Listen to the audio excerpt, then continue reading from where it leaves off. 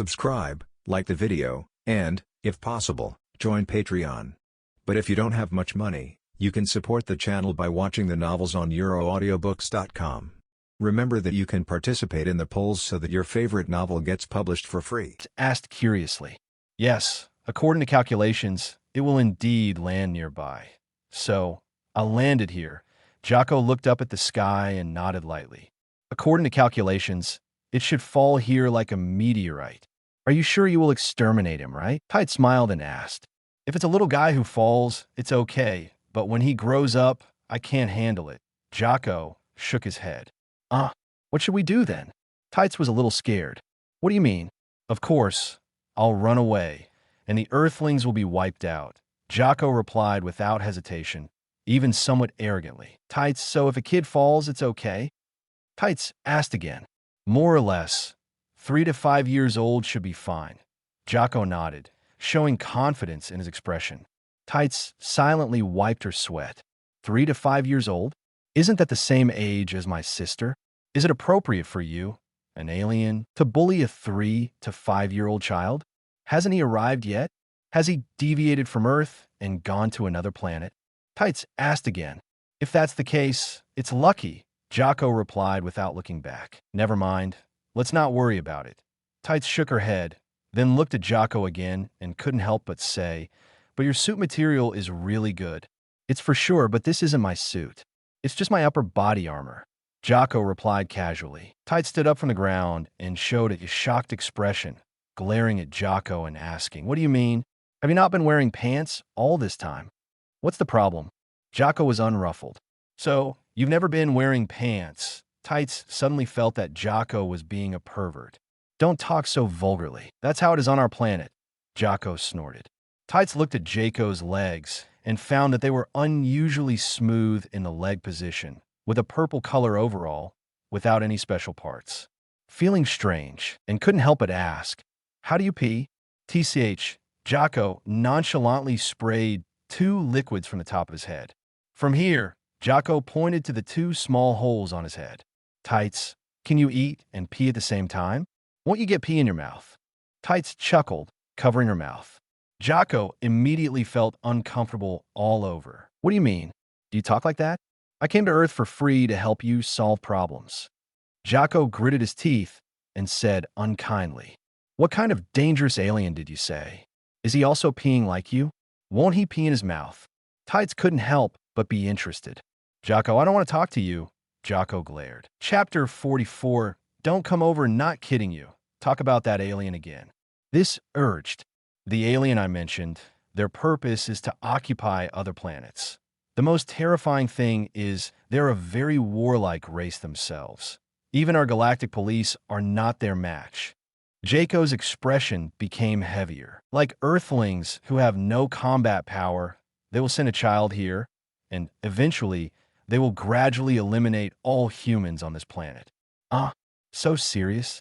This looked moved. They will maintain a childlike size from childhood to adolescence, which will make opponents less vigilant, Jocko said in a deep voice, and then suddenly grow into a combat form, which is the appearance of an adult on your Earth, and they will continue to maintain this form without aging. As for their appearance, there is hardly any significant difference from humans on Earth, except for an extra tail.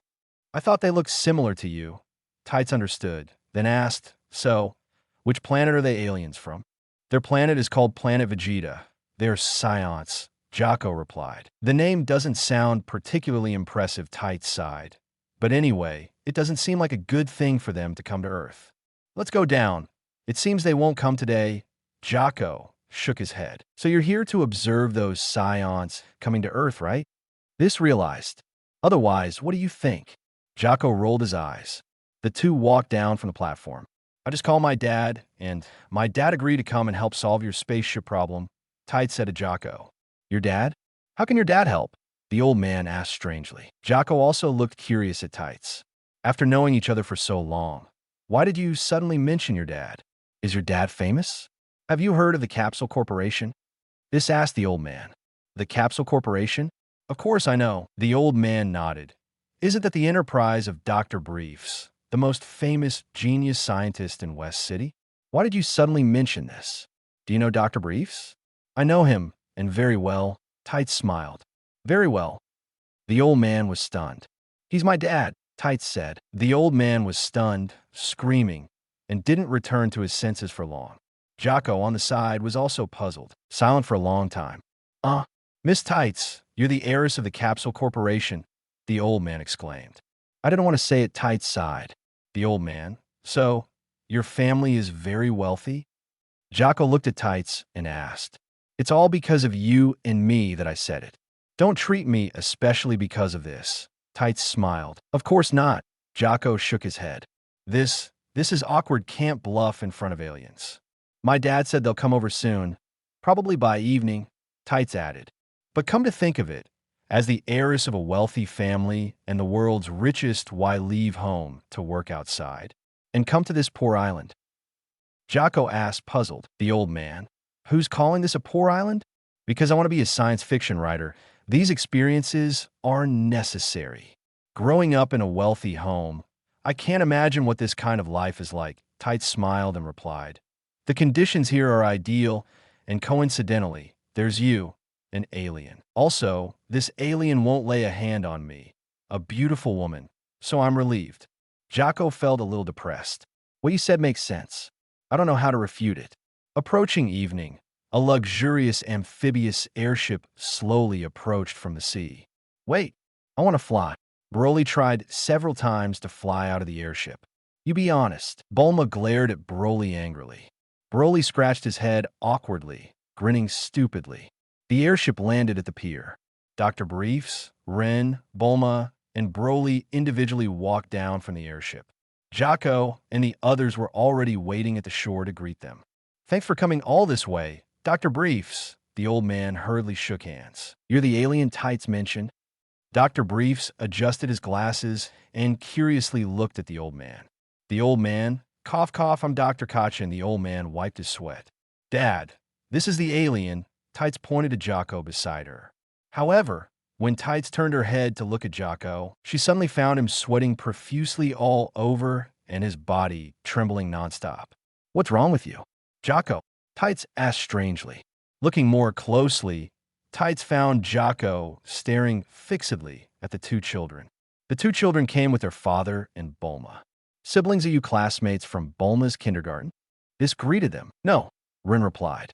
Broly scratched his head stupidly, grinning stupidly. Sister. Bulma ran up quickly and gave her sister a warm hug. Ren, on the other hand, calmly walked toward Jocko. Jaco's body trembled more violently. Don't come over. Jocko immediately fought and pointed to the sea on the side. If you come over again, I'll jump down. Shoo. As he spoke, Broly flew over from a distance and pressed down on Jaco's head, smashing it forcefully onto the ground. Bang! Jaco's head had an intimate encounter with the ground. Broly grabbed Jaco's arm, slamming his body back and forth. Everyone present was dumbfounded. Even Run was at a loss for words. I didn't tell you to act. No jumping. Broly put his foot on Jaco's body, arms crossed, and shouted. Jocko immediately burst into tears. I didn't say I was going to jump. When Rin speaks, you jump. It's rude. Broly was reprimanded for not being very fluent in language. Jocko sniffled, looking helpless. Truly a Saiyan. It's really strange. Why would two other Saiyans be landing on Earth? And this Saiyan is so strong. Also, why didn't our radar give a signal? Chapter 45. I'm not saying that you can handle a 5-year-old Saiyan. When Ren and Broly stepped off the airship, Jocko recognized their identities at a glance. Can Jocko not be afraid? The information I received clearly stated that only one Saiyan came to Earth. This is strange. Sis, you know some interesting aliens. Bulma suddenly burst into laughter, holding her sister's hand and saying, My aliens made you cry in just a few moves. Tights, aliens? Are they two aliens? Tights was stunned, immediately scrutinizing Run and Broly up and down. Then, Tights noticed the tails behind the two. Tights' pupils contracted, and her complexion instantly paled. Aren't they the Saiyans Jocko mentioned, the warrior race? Why are they here? Why do they know Dad and Sister? Sis, let me introduce you. They're also aliens my dad and I just met. He's Run, And that silly guy is Broly, Bulma introduced immediately. Silly. Tights was slightly startled, turning her head to look at Broly. Broly remained silent, still stepping on Jocko. Jocko felt like dying. Tights looked closely and indeed found this person a bit silly. After witnessing such a terrifying scene, the old man couldn't help but tremble. Both saw Jocko's formidable strength before this, whether the old man or Tights. Jocko easily defeated many people with guns. But encountering that kid named Broly, they were made to cry by him. Broly, be polite, scolded Run. Broly grinned foolishly, releasing Jocko and returning to Ren's side. Ren stepped forward, extending a friendly hand to Jocko, and asked concernedly, "Are you okay?" Jocko was about to refuse Ren's handshake when he saw Broly glaring behind Ren. Jocko's whole body instantly turned pale, recalling the kid's words. When Ren speaks, others should be polite. Otherwise, they'll be beaten by him. Jocko shuddered and quickly reached out, shaking hands with Ren. Ren pulled Jocko up, dusted him off with some apology, and said, "Sorry about that. My friend got a bit carried away. Are you okay?" "I'm fine after all. I'm also an elite warrior of the Galactic Patrol. That level of attack is nothing." Jocko forced a bitter smile. Ren patted Jocko's arm, nodded gently, and smiled. "Good to hear. I'm fine." Jocko wiped his sweat. Ren knew that although Broly looked foolish, he was anything but stupid. Just now, Broly's attacks were well controlled. Otherwise, with Broly's combat power, if those attacks had hit Jocko, he would have been crippled if not killed. "Bulma, how did you meet these two aliens?" Tights looked at Bulma strangely. "Ren asked Dad for help to modify the spaceship and landed it at our house." Bulma answered truthfully. "Run? The more handsome-looking one?" Tights asked again. "Yeah, that's him," Bulma nodded. "Do you know their identity?" Tights asked fearfully, lowering her voice to Bulma. "Aliens? Do we need to know more about their identity?" Bulma blinked her big eyes strangely. "According to Jocko, they might be Scions who came to destroy all humans," Tights said tremblingly. "Hey, Ren, my sister said you and Broly are here to destroy all humans. Is that true?" Bulma directly approached to inquire. Tights was speechless.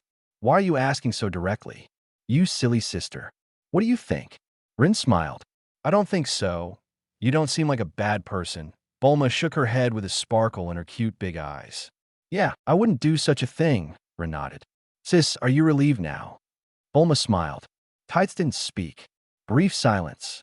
"Hello, Ren. I'm Tights, Bulma's sister."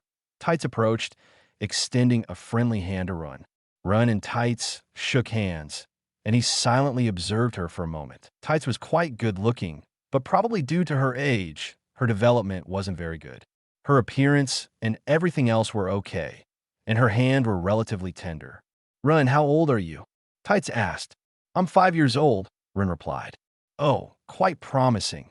Tights nodded, then looked at Broly and continued to ask Run. "And him, he's the same age as me," Ren said. Tights didn't say much more, then walked to Jocko's side, lowered her head, and asked softly, "Didn't you say you could handle Scions aged 3 to 5? "Shut up," Jocko wiped his sweat.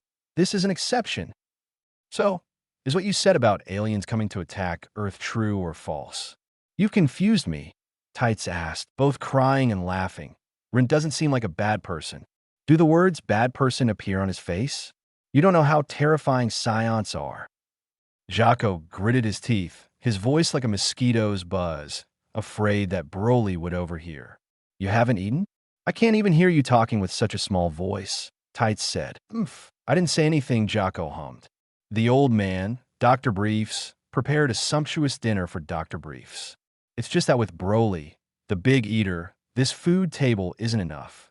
Fortunately, Dr. Briefs had prepared snacks in a capsule, so Broly could eat his fill. Ren didn't eat much. Scions don't eat as much as 40 people at every meal.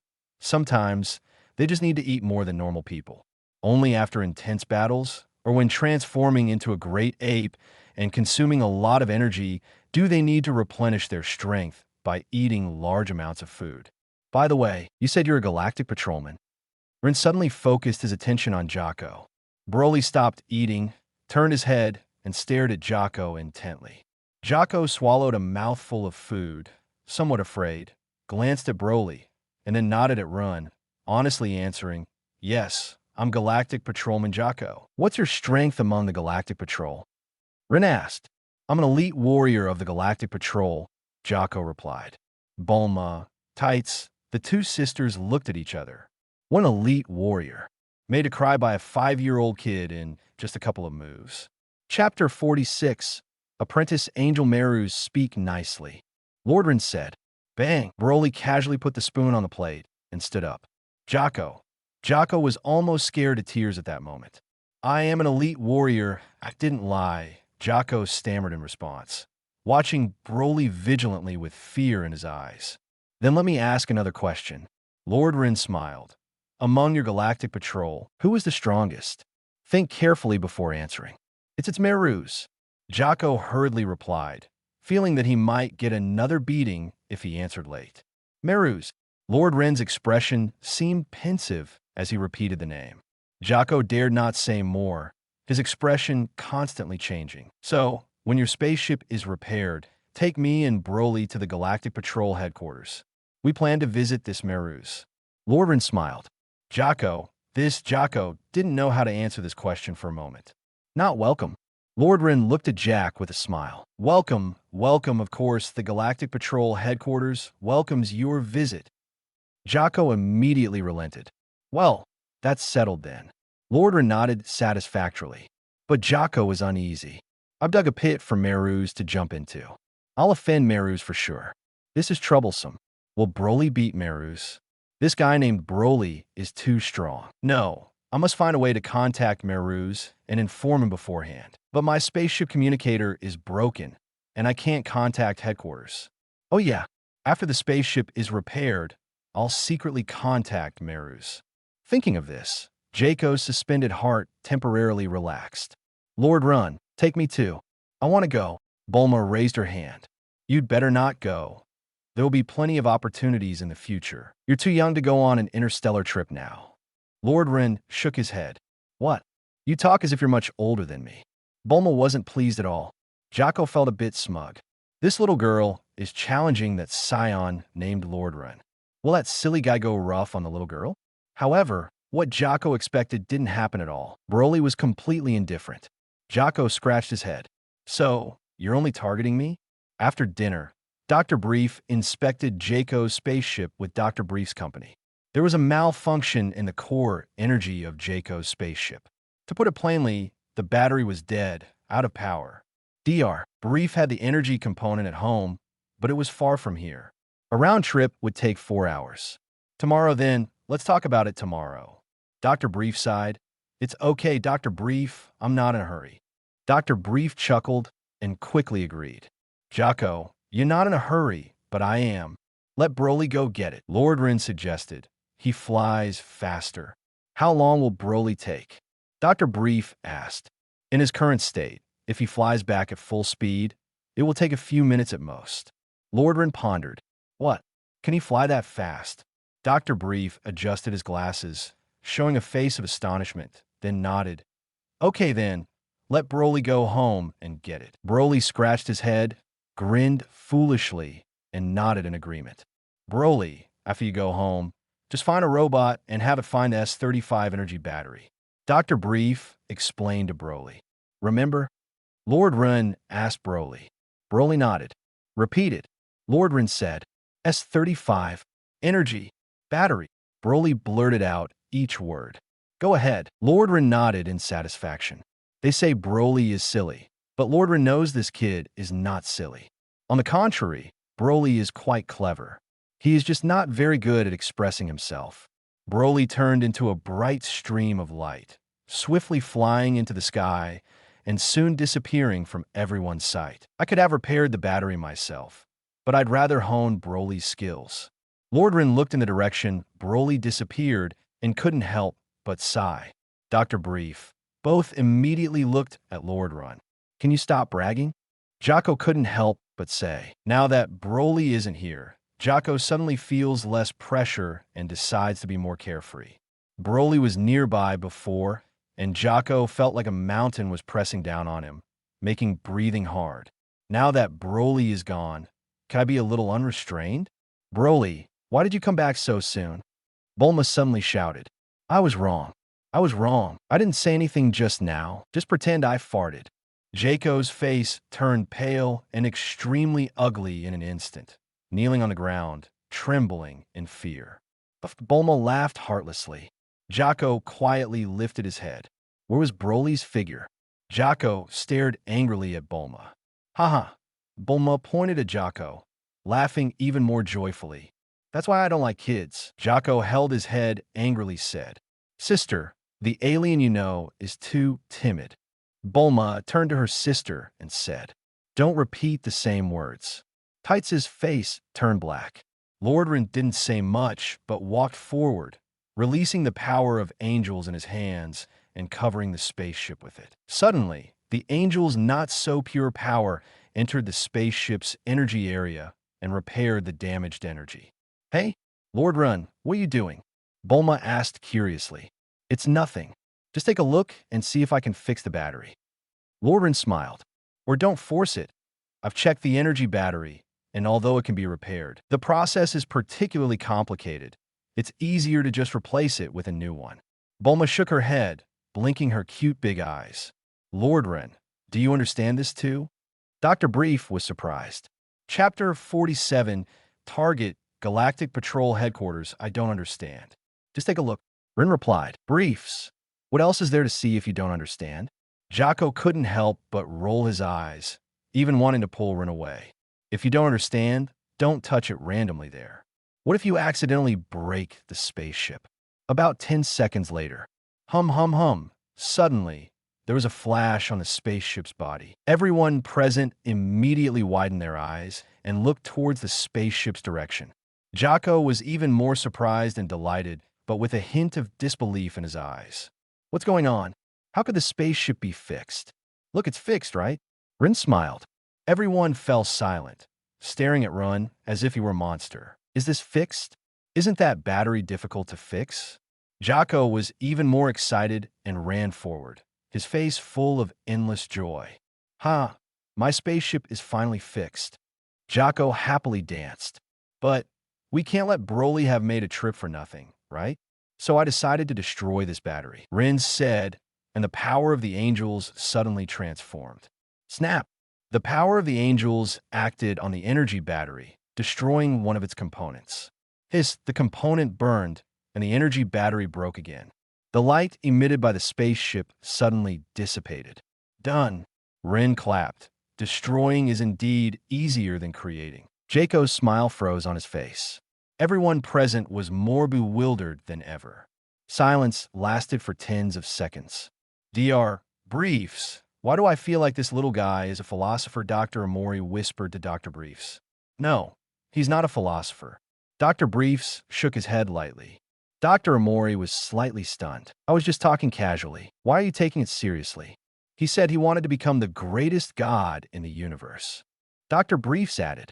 Dr. Amori decided to remain silent, sweat dripping from his face. Is this said by a great scientist? 6 minutes later, a bright streamer flashed in the air, quickly descending from the sky. Broly handed a battery energy similar to the one in Iron Man's heart position to Rin. Very good. It took a total of 6 minutes. Rin nodded satisfactorily. Not bad. Your energy has increased again. Broly smiled foolishly and scratched his head. Everyone looked at these two people dumbfoundedly once again. Rin then handed the battery to Dr. Briefs under everyone's gaze. Dr. Briefs took the battery and stepped forward to replace the battery on the spaceship. Hum hum hum. The spaceship's body flashed brightly, particularly eye-catching under the night sky. It's fixed, it's fixed. Jocko jumped joyfully, quickly pulling Dr. Brief's hand forward. Thank you, Doctor. You're welcome. You should thank Broly. It was he who helped bring the battery quickly. Dr. Briefs chuckled. Jaco's mouth twitched, quickly thanking Broly from afar. Broly waved his hand, saying nothing. Jocko took a deep breath, seeing that Broly had no malice. His suspended heart finally relaxed. Jocko, when are you planning to go back? Tights asked. I'd better go back, soon I've been out of contact with my companions long. Jocko said, I'm leaving now to return to the Galactic Patrol headquarters. Jocko didn't want to stay here. Earth is too dangerous. There are 2 Scions here. Earthlings could be wiped out at any time. You promised to take me on an extraterrestrial trip. I want to travel more on other planets and write better novels. Tights reminded Jocko. Jocko, I forgot about this important matter. Okay, no problem. You can come with me. Jocko nodded without objection. Jocko, did you forget something? Rin looked at Jocko with a grin. Jocko suddenly felt bad.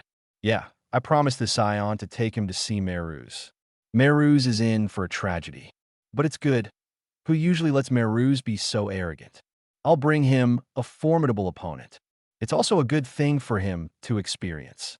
I didn't forget. I'm leaving now. Are you coming with me? Jocko quickly agreed. Then let's go together. Rin nodded. Sister and Rin are going on an extraterrestrial trip. I want to go too. Bulma pouted, looking unhappy. I'll come back. My spaceship is still on Earth. Rin pinched Bulma's smooth cheek. I told you not to pinch my face, it's easy to drool. Bulma grumbled. Remember to come back soon. I haven't finished making your storage ring yet. Keep it up. Rin encouraged. Bulma, can encouragement finish this? Doctor, Broly and I are leaving. Run waved to Dr. Briefs. Thank you for your hospitality these past few days. I'll leave the matter of the spaceship to you. No problem. Dr. Briefs nodded. Doctor, good person. Broly gave a thumbs up to Dr. Briefs. Dr. Briefs? Why did he say I'm a good person? Hey, am I not a good person? Bulma put her hands on her hips, glaring at Broly. No, Broly decisively shook his head. What did you say? Say it again. Bulma got angry. Broly was startled, quickly hiding behind Run. Jocko was dumbfounded on the side. What kind of logic is this? Is Tight's sister so powerful? I can't feel it at all. Dr. Amori, thank you for taking care of me during this time. Jocko also shook hands with Dr. Amori in gratitude. Come to Earth for a visit when you have time. Dr. Amori smiled. I'm very busy. Where do I have time to travel? Jocko snorted, turning around and entering the spaceship. The cabin door of the spaceship closed slowly. Shoo! The spaceship soared into the air, breaking through the atmosphere instantly, and entered the vastness of space. Okay, we're in space now. Jocko explained. Huh? We're already in space. Tights looked surprised. Look, that huge planet over there is Jupiter, also the largest planet in your solar system, right? Jocko pointed to Jupiter outside the window. Chapter 48, Run? Come and sleep. That's Jupiter looks huge from space. Tights exclaimed from her position by the window, gazing excitedly at the solar system. Ignorant woman, Jocko shook his head. Tights wasn't offended. Instead, she looked into the vastness of space and remarked, I never thought I'd be riding a spaceship one day, leaving Earth for interstellar travel. It'll take at least 2 days to return to Galactic Patrol headquarters. Let's get some rest, Jocko addressed the others present. But this ship is small, only 2 rooms. Let's divide the space. As the owner of this ship, I should have a separate room. What nonsense, Jocko. I'm the only girl on this ship. Of course, I should have a room to myself. Tights retorted, glaring at Jocko. Don't joke. What kind of girl are you? Jocko scoffed. In our race, there's no distinction between men and women.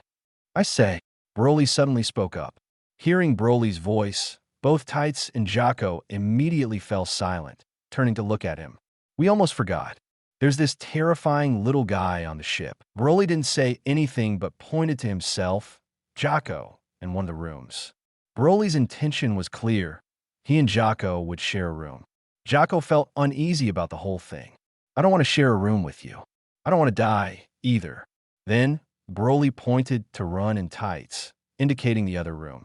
Ahem, Rin coughed. Broly, are you pretending to be dumb on purpose? You're putting me and Tights in the same room? I'm feeling a bit embarrassed now. All right, that's settled then. Tights thought momentarily, finding nothing wrong with the arrangement. Tights didn't want to share a room with Broly. She might end up dead in her sleep. Tights also didn't want to share a room with Jocko. What if this guy, who pees out of his head, sprays urine while sleeping? Tights dared not think further. Among them, Rin was the only normal person. Just a 5-year-old kid, nothing serious about sharing a room with him. The room allocation was settled. Tights admired the universe for a while and started feeling sleepy. After all, it was bedtime on that deserted island. Tights stretched lazily, revealing her less than impressive figure, and yawned. I'm going to bed first. Rin, you can join me later. Rin swallowed hard. Sleep with you directly? Is that appropriate? Watching Tights stretch lazily, Rin couldn't help but have inappropriate thoughts. However, Rin also felt a bit helpless. I have the mind of an adult, but the body of a 5-year-old. At this moment, Rin earnestly hoped to grow up quickly. Broly entered the other room, locked the door behind him, and immediately fell asleep on the bed. Jocko, what do you mean? You've taken my room. Are you polite? However, upon careful consideration, even if he left the door open, I wouldn't dare to sleep with this kid. What if he punches me while asleep? I might end up dead. Well, let him have that room to himself. I'll manage on the seat for the night. I'll catch up on sleep properly when I return to Galactic Patrol headquarters. Rin wasn't particularly polite either. They entered Tights' room. The room wasn't big, with only a single bed about 1 meter wide, similar to the new sleeper cabins on the previous Earth trains. Slightly larger than the beds in the sleeper cabins. After all, this spaceship wasn't very big, and having 2 rooms was already quite difficult. Upon entering the room, Rin immediately saw Tights, who had changed into pajamas. Tights was wearing a set of pink pajamas, emitting a faint fragrance. The scent filled the room, giving off a unique feeling. Run, come sleep. Tights shifted her body and patted the small bed beside her. Okay, Rin nodded without much politeness and crawled into Tights' blanket. Tights' blanket was warm and fragrant. The unique body scent of a young girl was fully displayed.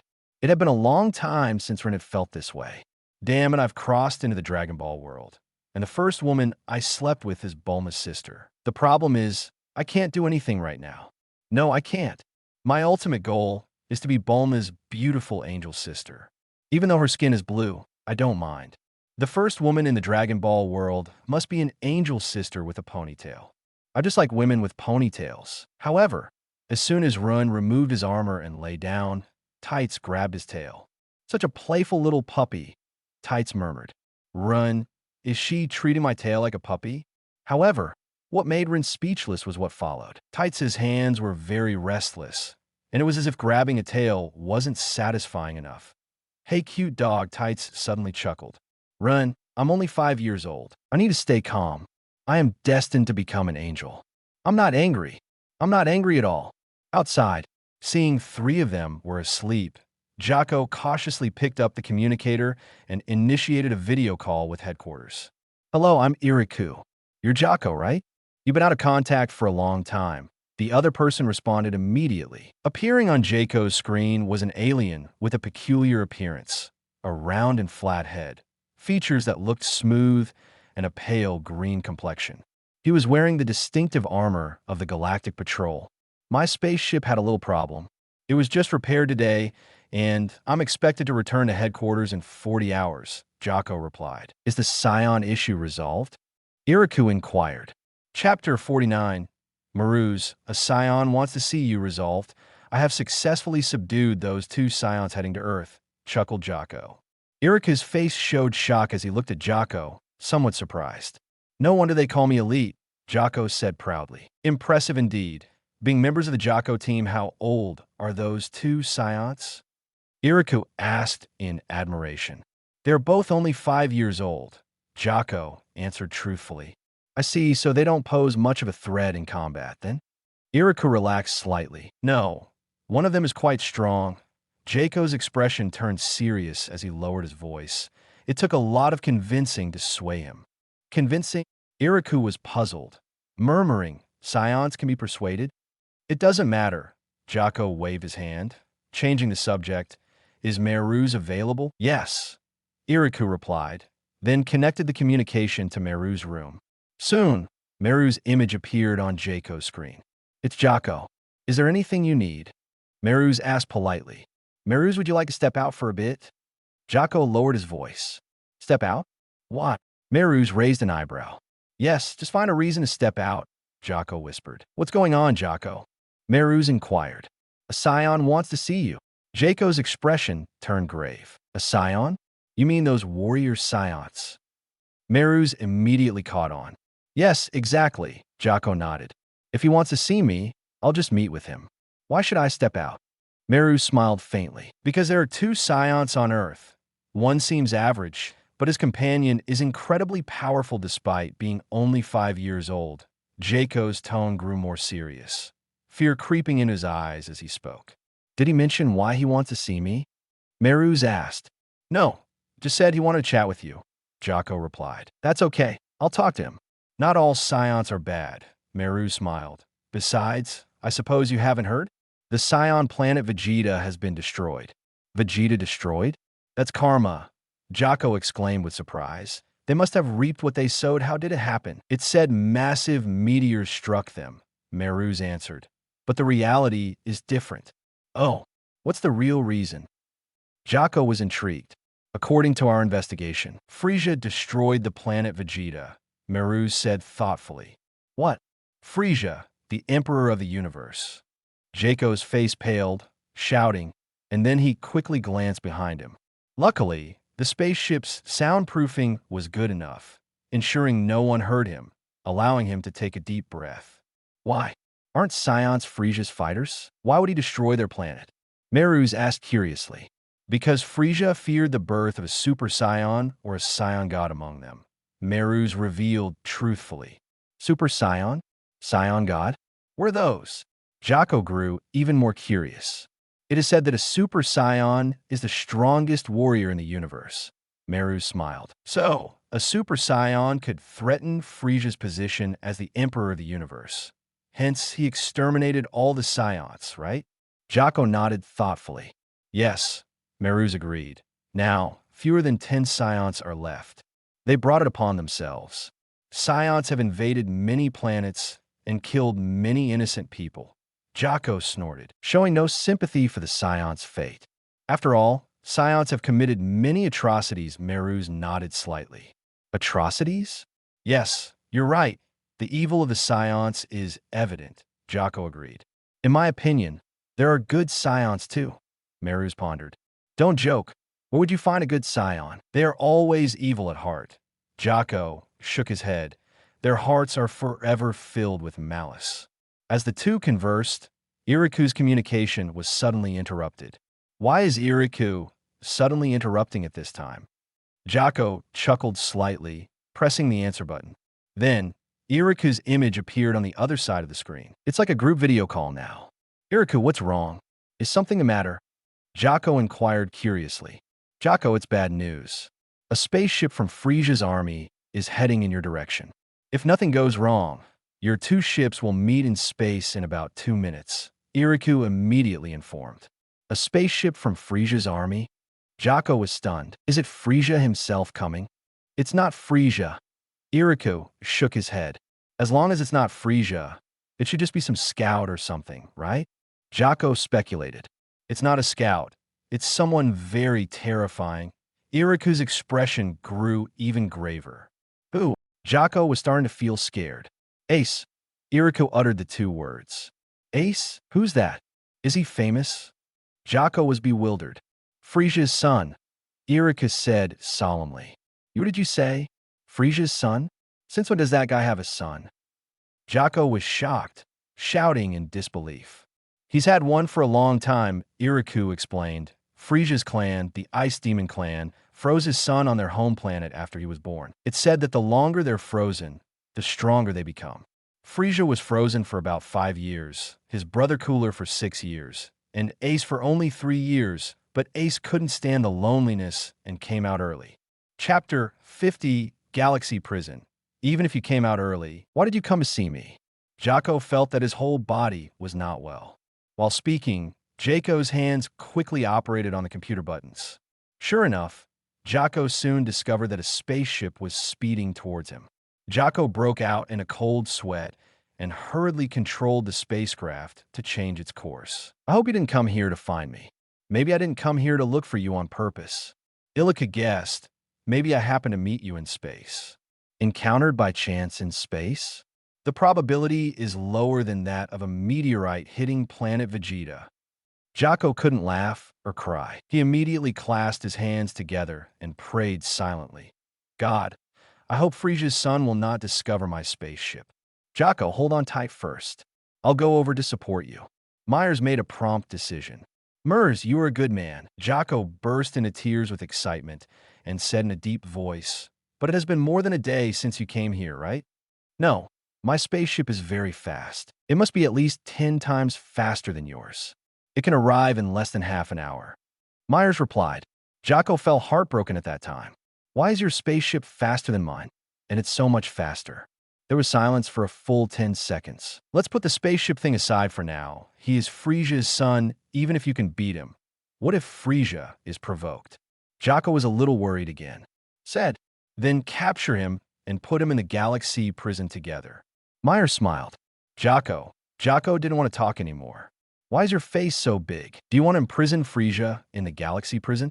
I wish you good luck, Team Jocko. Iriku sympathized, but our galaxy patrol has always been at odds with Frisia's legion. I hope you can avoid this disaster. What you said makes so much sense. It's better to shut up. Jocko ended the call angrily. Immediately afterward, Jocko looked at A's spaceship through the radar again. As a result, Jocko tragically discovered that the other party's spaceship was quickly chasing him. Jocko was not very calm at that time. The universe. E stood at the window in an oblate spaceship belonging to Frisia's legion, looking into the distance. As far as A's could see, he could just see the Galaxy Patrol spaceship appearing in front of him. Your Highness A's, that is the Galaxy Patrol's spaceship. A younger brother came forward to report. Galaxy Patrol?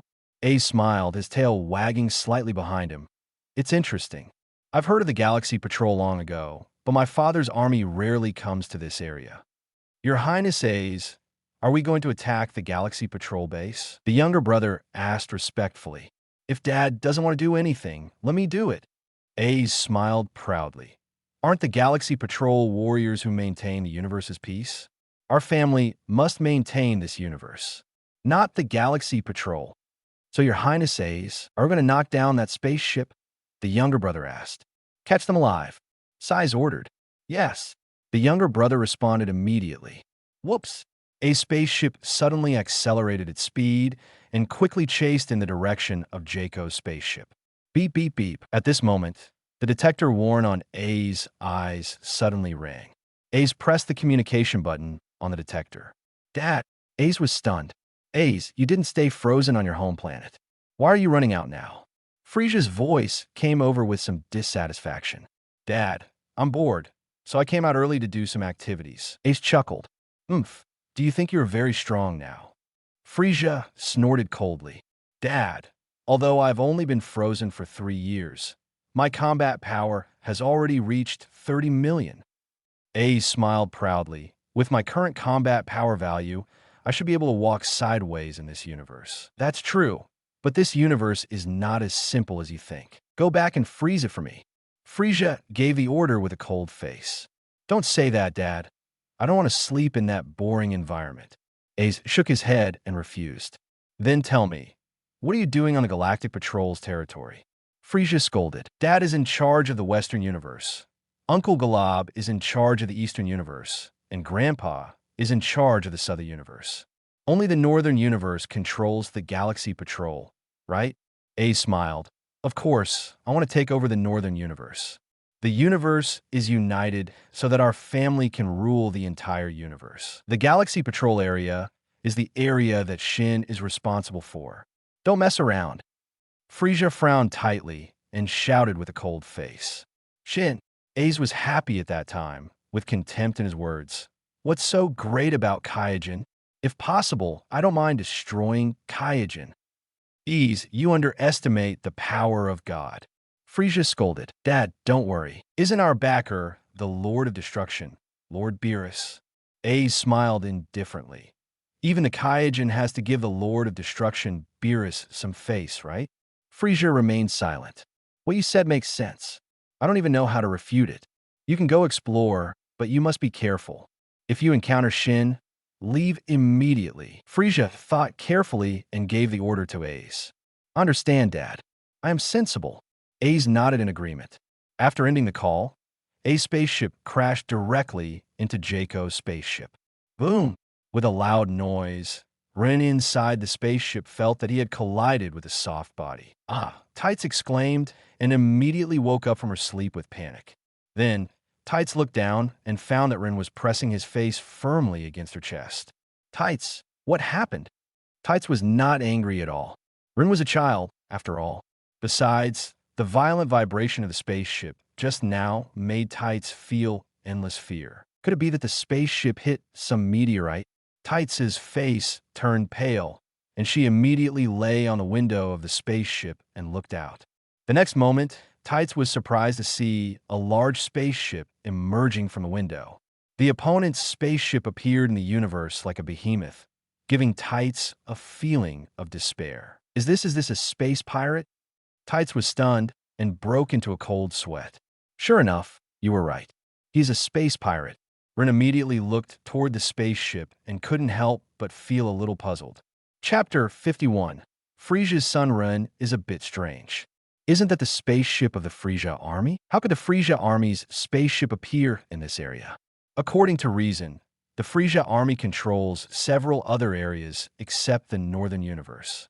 Only the Northern Universe is controlled by the Galactic Patrol. The Frisia army has never ventured into the territory of the Galactic Patrol.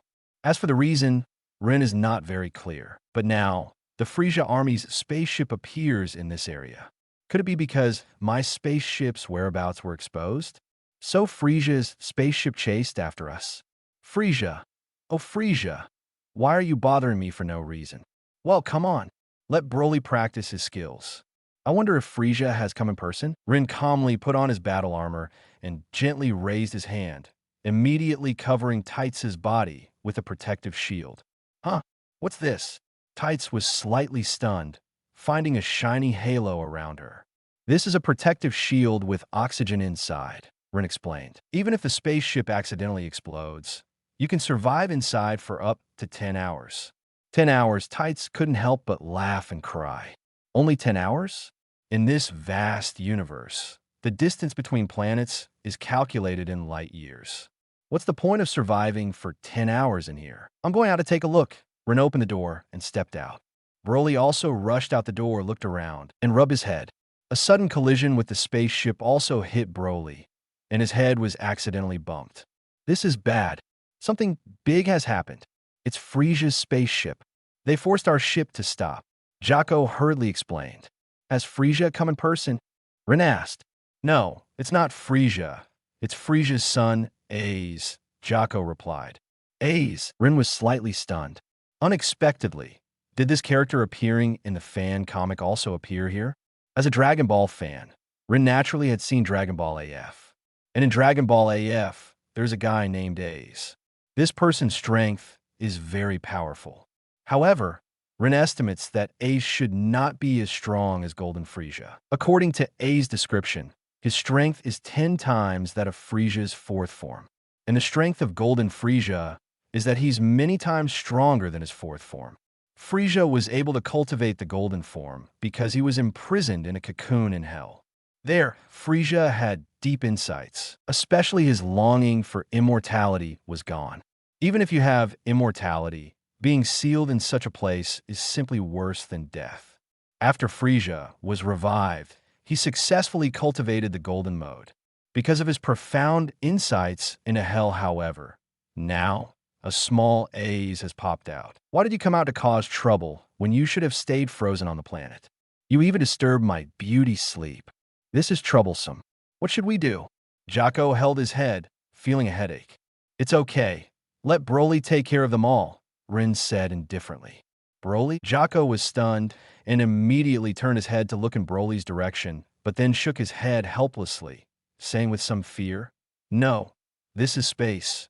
Sounds like you probably can't survive in space, right? Broly looked at Ren, rubbed his head, which had just been hit, and looked confused. Do you see that spaceship? Ren pointed to the huge spaceship outside. Broly immediately ran to the window to look and nodded vigorously. Go ahead, Ren said. Broly quickly approached and kicked open the hatch of the spaceship.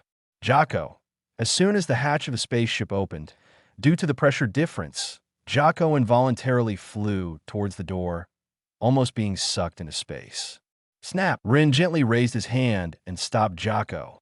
As for Tights, she was changing clothes in the room with the door closed, which didn't cause much trouble.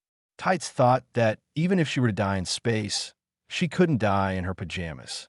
First, dress up nicely. Even if you die, don't embarrass us, Earthlings.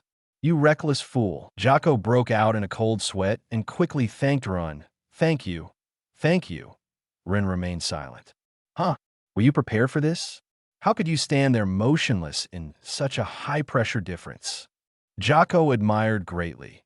While speaking, his hands were not idle. He immediately walked towards the equipment direction with difficulty and pressed a button. Creak!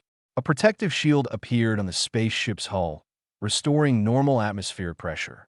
Jocko breathed a sigh of relief and immediately asked, "What about Broly? Where did he go? He wouldn't challenge Frisia's son in space, would he?" "He's gone," Rin nodded. "What? This idiot. He might have died as soon as he entered space."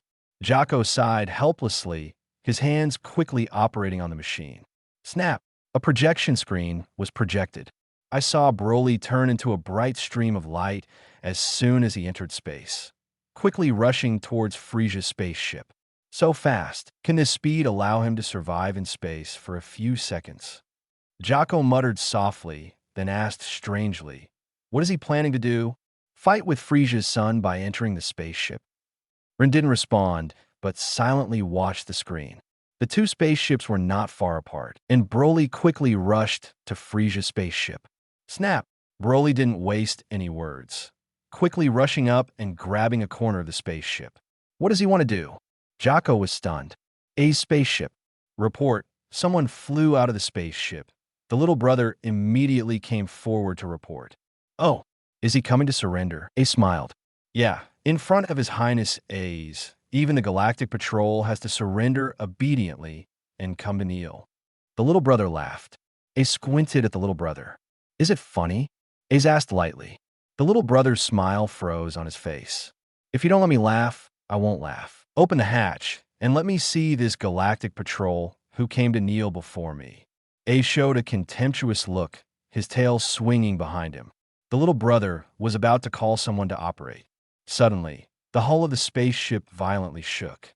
Outside, Broly just grabbed a corner of the spaceship. The next moment, Broly pulled the spaceship's original wheel area in place. Chapter 52. Broly beats A's. Is he turning the spaceship? Jocko stared wide-eyed, with a look of astonishment on his face. Rin looked calm and did not comment. When he looked again, Broly had already pulled the spaceship around. With the first circle, there is the second and third circle. Broly kept spinning in circles, his speed getting faster and faster. Suddenly, the spaceship spun rapidly, with Broly as the center. A's and the others in the spaceship were knocked upside down, and all of them were dizzy. Crack! The younger brother, who had reported to A's before, suddenly collided with A's. Your Highness A's, what's wrong with us? I feel so dizzy, the younger brother said quickly. Your feet. A's glared at his younger brother fiercely. The younger brother looked closer and suddenly discovered that his toes were inserted into A's nostrils. Brother, this is the pinnacle of my life, right? Your Highness A's, I'm sorry. I washed my feet last night. The younger brother almost cried. A's bastard. The size was furious. His energy exploded, and he was about to rush out of the spaceship. Broly pulled the spaceship around in an unknown number of circles, and it felt more and more enjoyable as it turned. Click! The next moment, because the spacecraft rotated too fast, the hull of the spacecraft suddenly fell off. Huh! Broly felt his hands light up. He looked down and found that only the handle from before was still there, while the rest had been detached. Broly stopped slowly. Many little stars appeared before his eyes, and his head felt dizzy. Broly originally turned clockwise, but after feeling dizzy, he immediately scratched his head and turned counterclockwise several times. Broly felt that his head was feeling much better right then, and he was no longer as dizzy as before.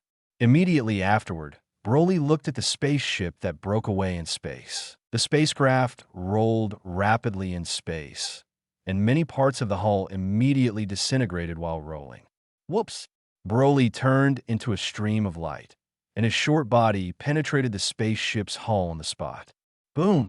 With a loud noise, a spaceship exploded into the universe, bursting into brilliant flames.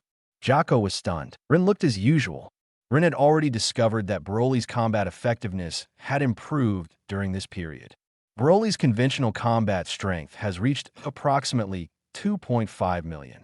As expected of the legendary Super Saiyan, he always increases his combat power without doing anything. His basic combat power has increased by 500,000 in just a few days. The problem is that he has not practiced yet. If I didn't cultivate the power of an angel, how could I compare with a legendary Super Saiyan? Also, I feel like I'm in a bit of danger. If I don't do anything, will he surpass me one day? Huh? Can that silly boy survive in space? Jocko was stunned and rubbed his eyes vigorously. Okay. Rin nodded. Jocko looked back at Rin with a look of surprise on his face and then took out a document bag a little strangely, opened the information inside, and held his chin in thought. According to our investigation, you Scion humans should not be able to survive in space. It's not important anymore. Rin replied, Jocko, in the universe, as the spaceship exploded in space, the little brother in the spacecraft also died immediately. In this vast universe, except for very few races that can survive, most races cannot survive in the universe. Even the Scions. Rin remembered that in his previous life, many Dragon Ball fans had discussions about whether Scions could survive in the universe. Because some people say that the Super Saiyan God can survive in space. That's because they saw Goku and Beerus fighting in space. This is not the case. In the anime and manga where Son Goku and Beerus fight, the area shown is not the real universe, but the Earth's outer atmosphere. There is air in that area. Although it is very thin, Scions can survive in it. In the Mara chapter of the comic, during a battle with Mara, Vegeta specifically reminds Goku, you can't go any further, and going forward is the universe. This also proves that Scions cannot survive in the real universe. The spaceship exploded, killing all the younger brothers except Ace. Ace also rubbed his head during the explosion, feeling dizzy. After all, Ace was in the spaceship, being dragged around by Broly for countless turns. Broly immediately looked toward the spaceship, and his eyes locked on Ace. Broly's eyes were still very sharp, and it was easy to find that this guy was the only one still alive. Whoops! Broly turned into a stream of light and rushed forward quickly, closing the distance with Ace in just an instant. What is it? Ace vaguely saw a light and shadow whizzing towards him. I saw this man wearing a Legion's armor and a green furry apron around his waist. He's from our Legion. Ace recognized him in a daze. Broly's armor is also the one he has been wearing since he went to the planet Vampa. Later, this armor suffered some damage, but it was nothing to worry about. Rin used the power of angels to completely repair the damaged armor. Ace was stunned momentarily, but he didn't care too much. There are people in the Legion who can survive in space. Although they are rare, it does not mean they are unavailable. However, when Ace was in a daze, he found that the other party's fist was also waving. Ace's head is still dizzy. Boom! The next moment, Broly's fist hit Ace's face hard. Ouch! Ace let out a scream, and his body flew backward. What are you doing? Ouch! Ace shouted. Of course, Ace's voice is spread in the form of energy. Otherwise, sound cannot propagate in a vacuum. Broly scratched his head strangely. What am I doing? I beat you to death. I was sleeping and dreaming about eating delicious food, but your spaceship awakened me. What else can I do? Broly was very angry and quickly chased in Ace's direction. Nowadays, Ace is only in his first form, and his combat power is not as good as Frieza's first form. Think about how tragic it is. Chapter 53. I feel like Broly is in trouble. Broly didn't unleash his full power, yet even so, that last blow was enough for Ace to endure. Ace quickly shook his head, then noticed the opponent charging towards him once again at an incredibly fast speed. Whose subordinate are you? Ace shouted, and after saying that, His body quickly transformed. In just an instant, A's transformed into his fourth form. Although called the fourth form, it was A's true form. Frieza was the same. The so-called fourth form was the true appearance of the Ice Demon clan. Boom! A's waved his hands forward, and a huge energy quickly covered Broly's body. In just a moment, the massive energy swallowed Broly inside. A large cloud of dust rose on the scene, shining brilliantly in the cosmic space. Is that enough for you? A's coldly snorted. Then, A scratched his head in confusion and muttered quietly, "Strange, when did such a powerful figure emerge in my father's legion?" Watching the dazzling flames before him, A's felt a little regretful. Such a formidable guy. Why didn't I discover him earlier? I should have recruited him as my underling. Inside the spaceship of Run, this is bad. I feel Broly is more dangerous than ever. Jocko shivered uncontrollably, his face turning pale in an instant. "It's all right," Rin smiled. "Run, did you see that? Frieza's son can transform." Jocko immediately added, "Yeah, our Saiyan race can too," Rin replied. "Jocko, he's powerful. You say your Saiyans can transform. Is that relevant?"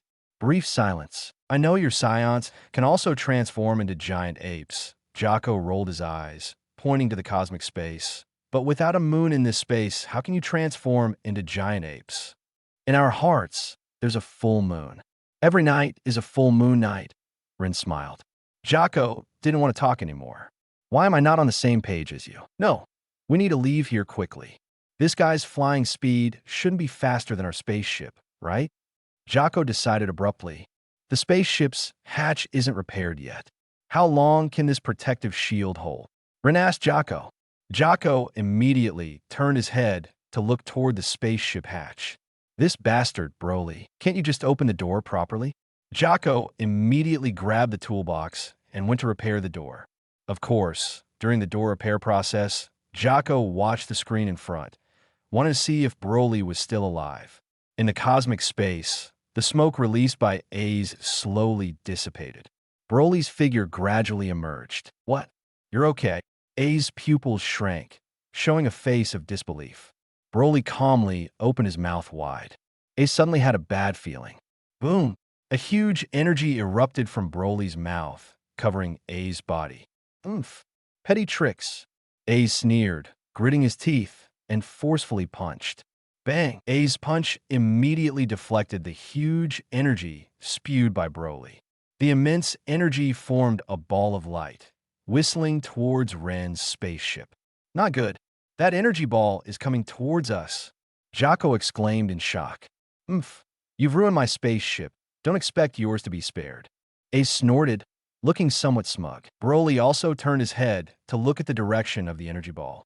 Then, Broly swiftly caught up and plunged into the energy ball. A's! Boom! Boom! The ball of light exploded, once again engulfing Broly inside. A's widened his eyes in disbelief. "What are you trying to do?" As the smoke gradually dissipated, Broly's grimy face appeared. "What's this guy? What's his strategy? What kind of tactic is this?" Jocko was at a loss. Rushing into the energy ball he released and detonating it. Who are you?" Ace was dumbfounded again. Swish! Broly once again charged toward Ace. "What? A Saiyan?" Ace was slightly stunned, noticing the tail behind Broly, and suddenly realized. As Ace regained his senses, Broly's fist slammed into his face, and the detector on A's eyes was shattered by a punch, floating in space. Looking at A's, who let Broly hit him in the face, his head slightly tilted to one side, his expression becoming more ferocious. "Even a puny Saiyan dares to act recklessly in front of me." Ace sneered, a heavy punch hitting Broly's chest. Puff! Broly spat out a mouthful of blood, his body flying backward. "Finally, know who you are? Have you already teamed up with the Galactic Patrol?" Ace laughed scornfully. "Humph. You think joining the Galactic Patrol means everything will be fine." Swish! Ace immediately caught up, unleashing a barrage of punches and kicks at Broly. Broly was completely outmatched and beaten by Ace until he was bruised and swollen, unable to resist. "Oh no, Broly can't beat him. If this goes on, Broly will be beaten to death by him. Jaco's face turned pale with fear, speeding up the progress of repairing the hatch, muttering to himself, I have to hurry and repair the spaceship. Otherwise, we might be affected later. Rin remained silent, calmly watching the scene projected on the screen. Rin knew, for Broly, this was a rare battle. Having a worthy opponent could just help Broly further enhance his strength. Otherwise, how can he be my god of destruction in the future? But I also need to practice hard. If my god of destruction surpasses me, it would be a tragedy. Ah! Broly cried out as Ace beat him. Bang! Ace delivered another kick, directly hitting Broly's head. Broly's body rolled in the air several times, then crashed into a meteorite behind him. The meteorite shattered, exploding instantly in the cosmic space. Swoosh! Ace quickly appeared directly opposite Broly. Saiyan, your strength is not bad. Having such combat power at such a young age is impressive. Ace smiled lightly, pointing to his nose with his thumb. But you should know who I am, right? I am Frisia's Chapter 54. Jocko, please start your performance. Ace hasn't finished speaking yet. Boom! A huge energy suddenly surged from Broly's body, and his body instantly enlarged. Transformation energy. This is Broly directly increasing his power to that of a great ape, a unique transformation that doesn't require a full moon. What? What is this transformation? Ace was stunned. Upon closer inspection, Broly's pupils lost their color, and his eyes became empty. Whoosh! Broly quickly rushed forward, grabbing Ace's head and vigorously slamming his forehead against it. Arg! Ace made a miserable cry, feeling terrible, with his head spinning. But Broly didn't let go, still holding Ace's head with his left hand and continuously hitting Ace's face with his forehead. Once, twice, thrice. Who knows how many times he hit? Ace felt like his face had flattened. Ah! Ace screamed in pain, suddenly throwing an uppercut and hitting Broly's abdomen. Broly allowed Ace's fist to hit him while his head continued to relentlessly strike indiscriminately. Rin carefully observed and noticed that his energy continuously expanded outward while Ace was being beaten. Soon, Ace's energy had been released to its extreme. Rin sensed that Ace's current combat power was at least 30 million. Broly's highest combat power was only 25 million, still significantly lower than Ace's. A defeat of 5 million. Bang, bang, bang. Sure enough, what awaited Broly was a severe beating. Ace's fists rained down on Broly like raindrops. Although Broly initially had the upper hand, he was soon battered by Ace. At this rate, Ace would beat the future god of destruction to death. It's not good. Broly will be beaten to death by him. Jocko was sweating coldly. Jocko, is the gate fixed? Rin asked. It's almost done. Just one more minute. Jocko hurriedly replied. Don't rush to fix the gate for now, Rin said. Jocko, I'm in a hurry. Fix the gate, and let's make a run for it. Jocko replied without looking up. I want to ask you a favor, Rin said thoughtfully. What? Jocko was puzzled. How's your acting skills?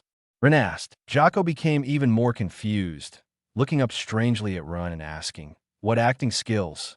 Even if a universal level actor came now, could Ace just ask for his autograph and leave? No, I mean acting as his father. Rin pointed to Broly on the screen. Jocko naively thought Rin was referring to Ace. No way. You want me to act as Frisia? Are you kidding me? I don't want to die. He'll chase after me. Jocko vigorously shook his head. I mean Broly's father, Rin said. Act as Broly's father? What do you mean? Jocko became even more puzzled. You just need to do this, Rin told Jocko his proposal. No, I can't survive in space. And do I even look like Broly's father? Jocko kept shaking his head vigorously. Why are you so hesitant? It's you. Rin went up to Jocko, grabbing his arm and pulling him towards the direction of space. Can you let me put on the oxygen mask first? Jocko cried. No need for that, Rin said, covering Jocko's body with angelic power. Huh?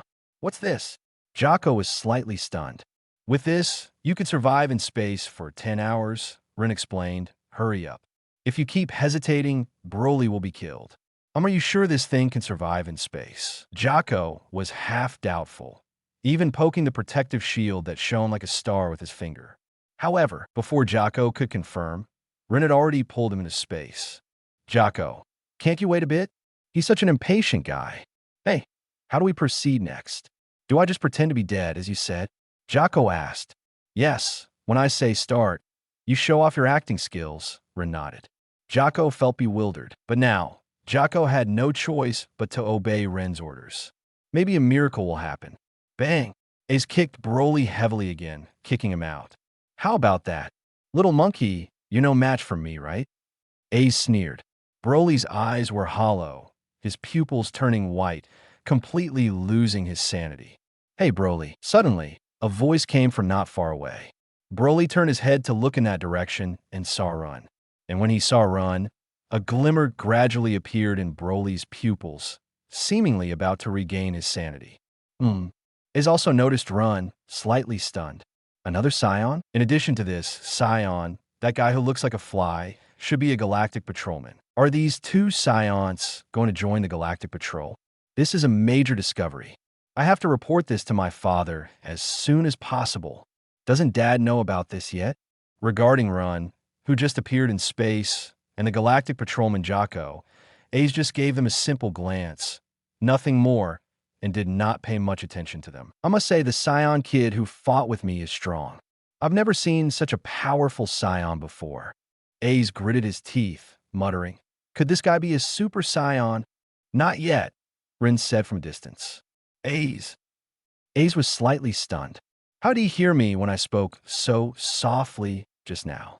Who are you again? Ace looked at Ron and asked. It doesn't matter, Rin smiled. 8 Scions, unable to survive in space.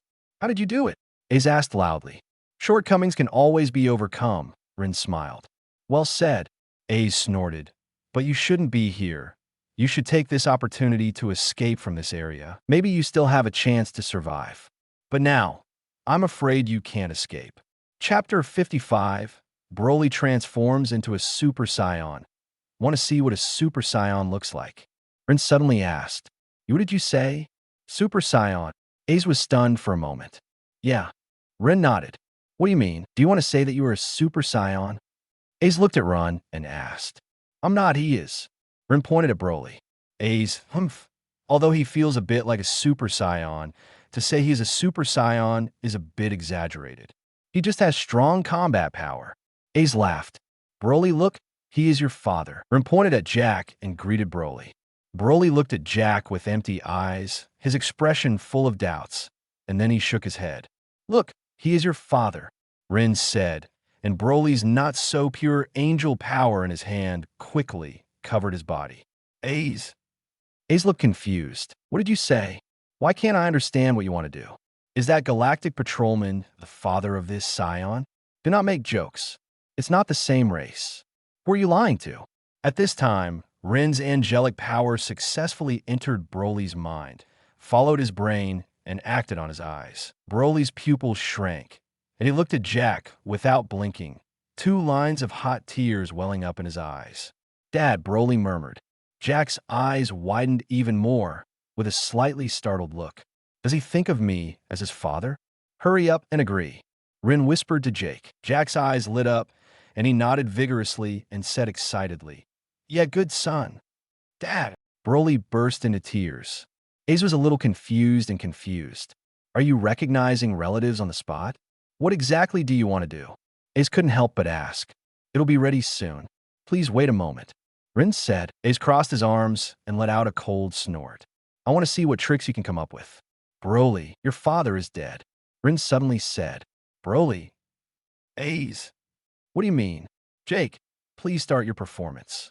Rin winked at Jake. Jack let out a scream. His face became distorted, his whole body was trembling, and tomato juice sprayed out from his mouth, staining his clothes red. Dad! Broly's pupils shrank together, and his expression changed again and again. I'm dead. Jack's head tilted, and then nothing happened. During the fight, just now, that guy beat your father to death, Rin said to Broly. While saying this, Rin raised his hand and unhurriedly pointed at Ace in the distance. Ace, I still don't understand what you want to do. Are you acting there? Ace snorted and smiled contemptuously. Broly immediately turned his head and glared at Ace. Okay, I was the one who killed your father. What can you do? Do you want to avenge your father? Ace couldn't help but hum, but he was not afraid. Broly let out a roar, and his body suddenly burst into golden flames. The golden light spread crazily outward, dyeing the starry sky golden. Snap! The next moment, Broly's hair suddenly stood up high, and layers of golden flames appeared all over his body. The golden light burned like a flame. However, Broly's pupils were glowing white, and he was still in a state of rage. A powerful aura centered on Broly and surged wildly around him. Wherever it passed, huge waves arose. Even the spaceship in the distance was thrown backward as if a small boat was swaying in the sea. What would change is this? Ace was stunned for a moment and suddenly had a bad feeling. Broly immediately looked at Ace angrily, his black pupils burning with flames. Could it be said that this is a Super Saiyan? Ace's eyes widened. Congratulations, you answered correctly. Rin nodded and said lightly. What did you say? Ace was dumbfounded. Whoops. Broly turned into a golden light and immediately appeared directly opposite Ace. The speed was so fast that Ace couldn't even react. Ace was startled and hurriedly prepared to fight. Boom!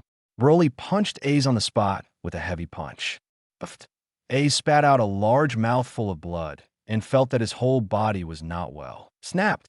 Broly's little hand reached forward, grabbed Ace's ankle, and drove his body to smash hard against a meteorite in the distance. Boom! Broly took Ace's body and smashed it directly into the large meteorite. With a loud noise, the meteorite fell apart on the spot. Ace spat out a mouthful of blood again. In desperation, Ace gritted his teeth and suddenly kicked Broly in the face. Broly allowed Ace's foot to kick him in the face, his eyes flashing with frost. What? Ace was stunned. I kicked him. Why did he act like a normal person? The next moment, what made Ace even more frightened was still behind. Broly suddenly reached out and grabbed Ace's other ankle. What do you want to do? Ace was shocked. Wait a minute, hey. Broly tore it apart forcefully. Ace let out a shrill scream. When he looked again, he saw that Ace's body was torn in half by Broly. Yes, torn in half out of thin air. Fortunately, the head is still intact and not cracked. Oops, it's a bit bloody, Rin sighed helplessly. Jack's pupils almost popped out of his eye sockets, and he was completely dumbfounded. Is this the little guy named Broly? I'm not wrong, right? The one who was torn in half just now was Frisia's son. This is bad now. After Broly tore Acer in half, he suddenly held his head and screamed. Ace. It has to be said that Ace's vitality is still very tenacious. Although he has been torn in half, he is not dead yet. Ace was speechless and fearful at that time. I am the one who was torn in half. What are you doing there, Howling? Also, I think I can still save it. Who can help me? Dad, come and save me. I don't want to die yet. At this moment, Ace's fearful heart was filled with endless regret. I am a great frozen demon genius. Why did I choose to come out at this time? Wouldn't it be better to remain frozen on my home planet? However, there is no regret in medicine in this world. Even if there were, Ace couldn't eat it. Chapter 56, Maruz takes action. Broly held his head, looking increasingly painful. Ace glanced at Broly. Did you tear me apart? Is this painful expression a sign of mourning?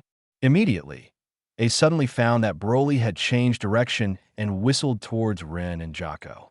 Run! Rin hadn't finished speaking yet and immediately slipped away. So much so that Rin's voice was still in place, but the person was gone. Jocko. Jocko turned his head and found that Rin flickered a few times and quickly disappeared, suddenly feeling like a herd of grass mud horses passed by. You damn it! How can you run so fast? Are you human? Jocko soon saw Broly coming fiercely, scared to death, and hurriedly fled.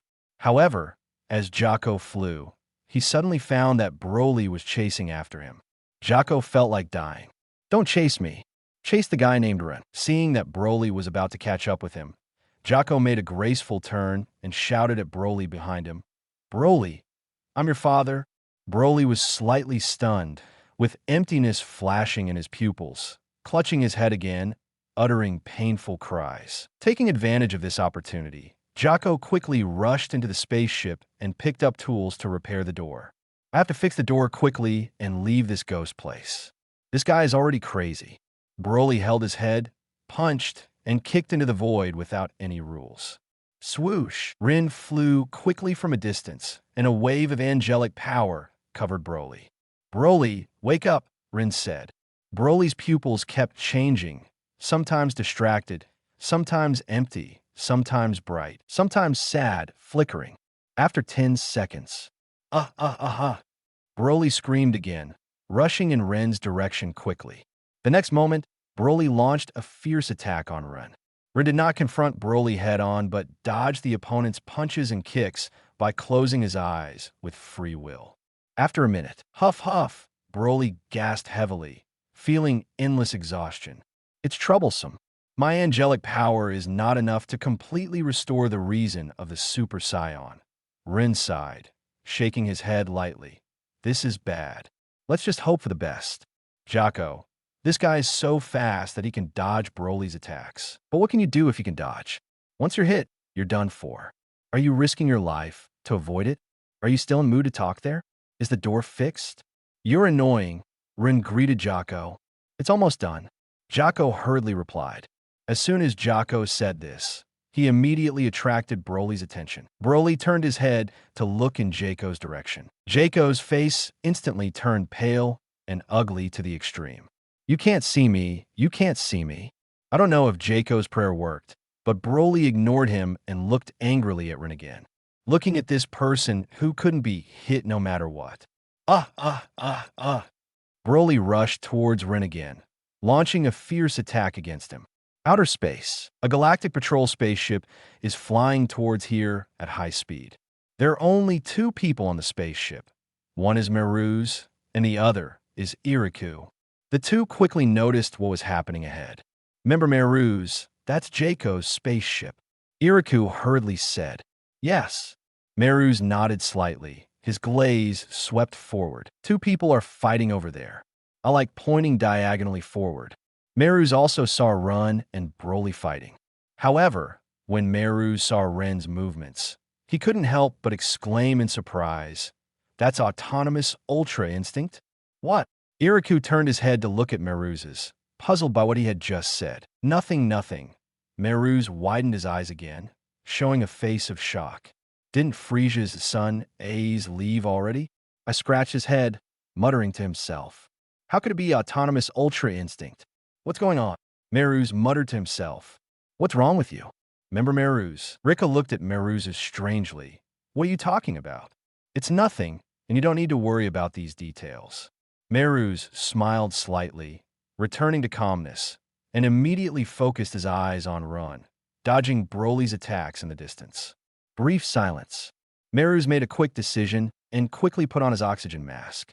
Hey, remember Meru's? What are you going to do? Iriku asked. It's obvious that the one with golden hair among those 2 has lost his mind.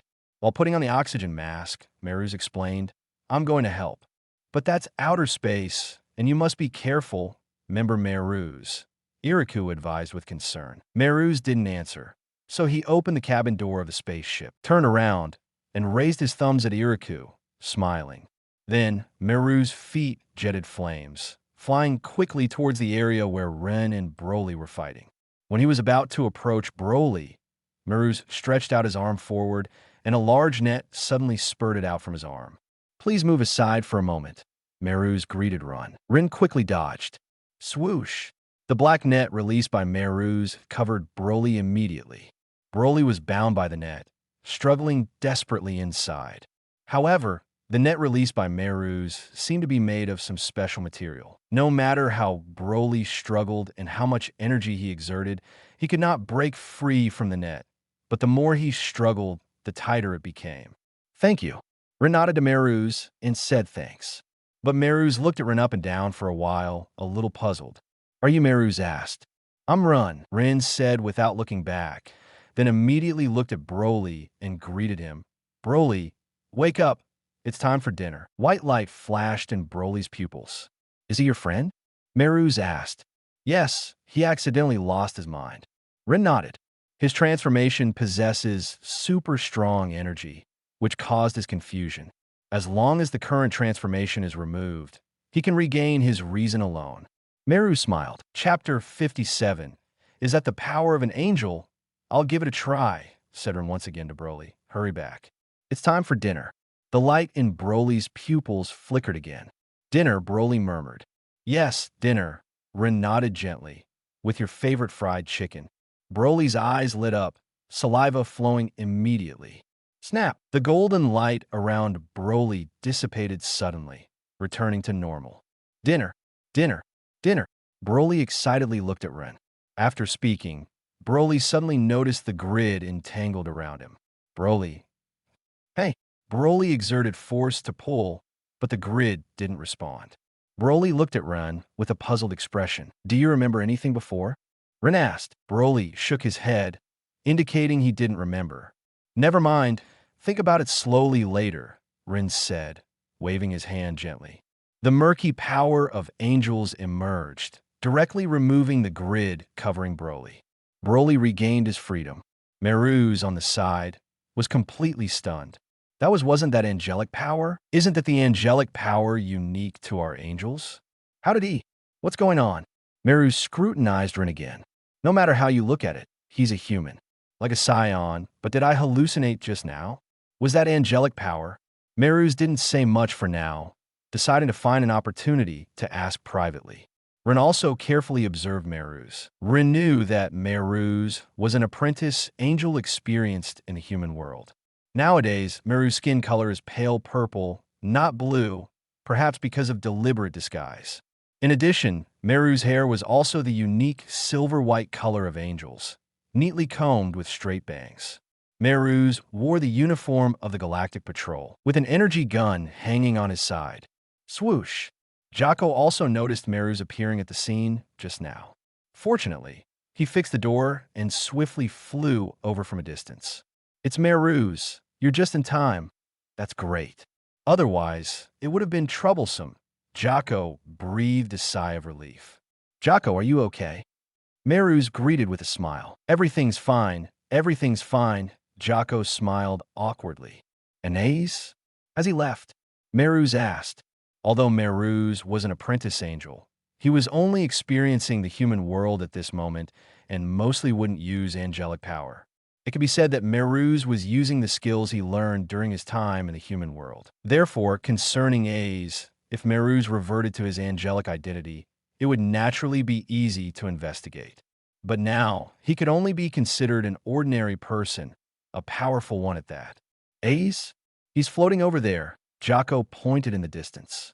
A spaceship had been torn apart by now, turning into many pieces floating in space. As for A's body, it had gradually drifted away due to the battle just now. Meru's glanced in the direction Jocko pointed, immediately seeing A's torn in half. Torn in half. Meru's face pale with sweat. Yes, Jocko nodded, then looked at Meru's strangely. You can see that far? My eyes are more complex in structure, like a dragonfly's compound eyes, so I can see farther and clearer. I didn't expect you to see as far as I do. I just see farther, Meru smiled. Aren't you fly eyes? Ren asked on the side. It's a dragonfly. Dragonfly, Jocko emphasized. Is there a difference? Ren asked. Dragonfly's compound eyes are more. Jocko confidently replied.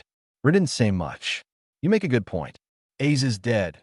Meru sighed, asking, did he defeat A's? Yes, it was Broly. Jocko nodded. Broly pointed to his nose in confusion. You don't remember anything? Jocko wiped his sweat silently. I remember chasing and hitting you, Broly replied. Jocko, why do you only remember that? I remember. You made me call you Daddy. Broly's face turned cold, glaring at Jocko. Jocko was taken aback, his face turning pale instantly, hastily hiding behind Meru's. Broly gritted his teeth at Jocko. Broly, calm down, Ren said. Hearing Ren's words, Broly temporarily let go of Jocko. Jocko's hanging heart also eased slightly. By the way, I forgot to introduce Ren. This is Meru's you wanted to meet, Jocko introduced. Meru's, this is Ren. He is Broly. Both of them are Saiyans. Hello, I'm Ren. Rin nodded at Meru's greeting. Hello, let's talk later, Meru said helplessly, proposing to Ron and Jocko, then glanced at the wreckage of A's in the distance. This is a rather troublesome matter. If Frisia knows his son A's has, he might come to attack our Galactic Patrol headquarters. I think so too. We have to go back and quickly figure out how to deploy defensive measures. Jocko was even more worried. Merus nodded solemnly. A few of them returned to the spaceship. Merus still rode his spaceship while Run, Broly, and Jocko returned to their spaceships. Is the door fixed? Rin asked. Fixed, Jocko answered, then pressed a button on the spaceship. Click. The spaceship cabin door closed. Immediately after, Jocko pressed the start button on the spaceship, flying rapidly towards the Galactic Patrol headquarters. The spaceship had just started, and Tights' door suddenly opened. Wow, Ghost! Seeing Tights' appearance, Jocko couldn't help but exclaim. Ren, Broly scratched his head in confusion, even flexing his fists, eager to punch Tights. What? You, this neither male nor female guy, what do you understand? This stood with hands on hips, glowering at Jocko. Jocko decided to remain silent. Rin was speechless, too. Hearing Tights' voice, Broly seemed to know the other's identity, loosening the tight grip on his fist slightly. Chapter 58. Alone with Merus, the current Tights is heavily made up, with thick makeup, red lips, and a white face. Ren, do you think I look good now? Tights turned to ask Ren. You look good, it's just, did you used to be a decorator with how evenly you scraped off the gunk on your face? Ren curiously asked. Tights, oh Ren, you're so mean. Tights glared and slammed the door into the bathroom. But shortly after, Tights stuck her head out again. By the way, what's the situation outside? Is it safe now? Tights asked. It's all fine now. That guy was torn in half by Broly, Jocko replied. Torn in half. Tights immediately turned to look at Broly. Broly grinned and smirked, looking very pleased with himself. Monster! Tights snorted and returned to the bathroom to remove her makeup. The spaceship took off, speeding towards the direction of the Galactic Police headquarters. It's so unfair. We're all elite warriors of the Galactic Police. Why does Meru's spaceship travel 10 times faster than ours? Jocko looked at the spaceship disappearing ahead and couldn't help but sigh. How many is that? Run held up 2 fingers. 2. Jocko paused, asking, what do you mean? Who are the elite warriors of the Galactic Police? Don't you have in your heart? Rin said bluntly. Jocko's spaceship was relatively slow, traveling for almost 2 days in space before reaching the Galactic Police headquarters. The Galactic Police headquarters was a large space station. The space station floated in space, exuding a high-tech architectural atmosphere. The headquarters has already begun deployment and entered a state of alert level 1. Jocko saw the arrangement of the Galactic Police headquarters and quickly explained it to Rin. Rin nodded slightly and followed Jocko into the Galactic Police headquarters. Broly looked around curiously, full of curiosity about the buildings in the Galactic Police headquarters. Several times, he wanted to punch the walls, but he was stopped by Rin each time. Hello, are you Mr. Rin? A team member approached and asked. That's me. Rin nodded. Mr. Merus wants to see you alone. The team member immediately said. All right, lead the way. Rin didn't object. Hey, take Broly away. I'm afraid. With him around, Jocko whispered to Ron. Broly, behave yourself and don't cause any trouble, Rin instructed. This is a space station. The space station will suffer greatly if you accidentally damage something like a wall. Broly nodded vigorously, indicating understanding. Don't worry, Broly will be fine. Rin patted Jocko's arm. Jocko, it's our space station that's in trouble. However, Jocko didn't say much more. They just took Broly and Tights to the restaurant for a good meal. What a good person! Broly ate happily, even giving a thumbs up to the waiter. Jocko felt like crying without tears. This is a meal I paid for. How can you say the waiter is a good person? Is it appropriate for you to say that? And you eat too much. Broly, you eat so much you've eaten the equivalent of 20 people's meals, Tights sighed. I've spent half a month's salary on you. Jocko sniffled, feeling his heart breaking. Come on, Jocko. Money is just an external thing. Don't be so stingy. We're both guests from another planet. What's wrong with treating us to something? Tights rolled her eyes. You talk so nicely. You're the daughter of a wealthy family, of course. You're not short of money, Jocko retorted unkindly. I didn't ask my family for money. Since I went to university, I've been working and earning money myself, Tights replied. Jocko fell silent. Of course, if I don't have money, my dad would transfer me a few tens of millions, Tights added. Jocko felt a pang in his heart. Even though the money here at the Galactic Police isn't the same as on Earth, Jocko has lived on Earth for almost a month, so he knows what tens of millions means. If she didn't have money, her dad would transfer her tens of millions? Truly the daughter of the world's richest man. Do you still say you're in money from working? Doesn't that hurt your heart? Another one. Broly held up his bowl to the waiter. Okay. The waiter was also dumbfounded. How long has it been since this guy ate? Do you still want more? Jocko felt his heart bleeding. Broly glared at Jocko. Jocko immediately gave up, nodding helplessly at the waiter. In Meru's room, Rin walked in, immediately spotting Meru's back. Meru's had his back to Rin, standing at the window, overlooking the brilliant starry sky outside. Seemingly sensing Ren's arrival, Meru's turned around, walking over to greet him politely. Hello, Mr. Ren. We meet again, Meru's greeted with a smile. I heard that you're the strongest member of the Galactic Police, so I came to visit you specially, Ren said. Mr. Ren, I want to ask you something, Meru's asked directly. Please go ahead. Ren nodded. I saw your battle with Mr. Broly before. Meru's looked at Ron and asked, I want to ask, were you using the Ultra Instinct? So you know about Ultra Instinct, too? Rin replied, It is Ultra Instinct indeed. Did Whis teach you? Meru's asked again. Sort of. Rin nodded. Meru's. Yes or no, why sort of? Whis gave me a book, and I learned Ultra Instinct from this book. Rin said, taking the book Ultra Instinct Training Guide from his pocket and handing it to Meru's. Meru's looked increasingly surprised as he read the book, even showing a puzzled expression, occasionally looking up at Rin. Rin was a bit puzzled. Your expression makes me feel something's off. Is there a problem? Rin asked hurriedly. And no problem. Meru's immediately shook his head. You're lying. Rin hit the nail on the head. Meru's. Is it that obvious? Sweat dripped down Meru's face. Rin didn't say anything, just silently staring at Meru's. Before we proceed, I want to make sure of one thing. Meru's took a deep breath, raised his right hand lightly, and stared closely at Rin. Chapter 59, Meru's doubts snap. Suddenly, a brilliant light, like a starry sky, appeared in Meru's hand. The light was not large, about the size of a fist. You can do it too? Rin was surprised. This is the power of angels, Meru's answered truthfully. Snap! Without much hesitation, a brilliant light, like a starry sky, also appeared in Rin's hand. The radiant light released by Rin was similar in size to Meru's. However, comparing the two light balls, one could see the difference. Rin glanced at his condensed angelic power and found that his light ball seemed like a pirated version. Looking at Meru's, the radiant light was much brighter. How to describe it? Rin's light ball seemed shrouded in a layer of gray mist. In other words, it is the same photo, but Rin's image was weaker, even dimmer in brightness. In contrast, Meru's image was brighter and not as dazzling, but it gave a comfortable feeling.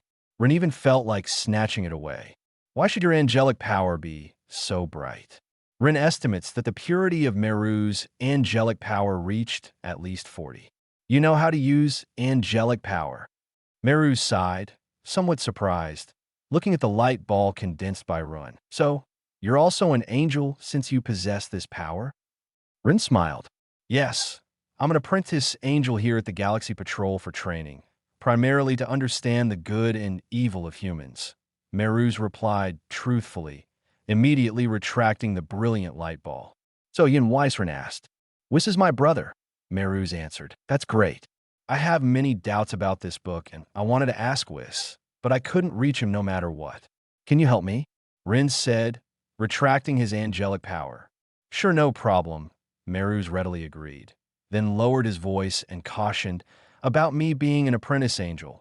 I hope you'll keep it confidential. Don't worry, Rin nodded. If you have any questions, feel free to ask.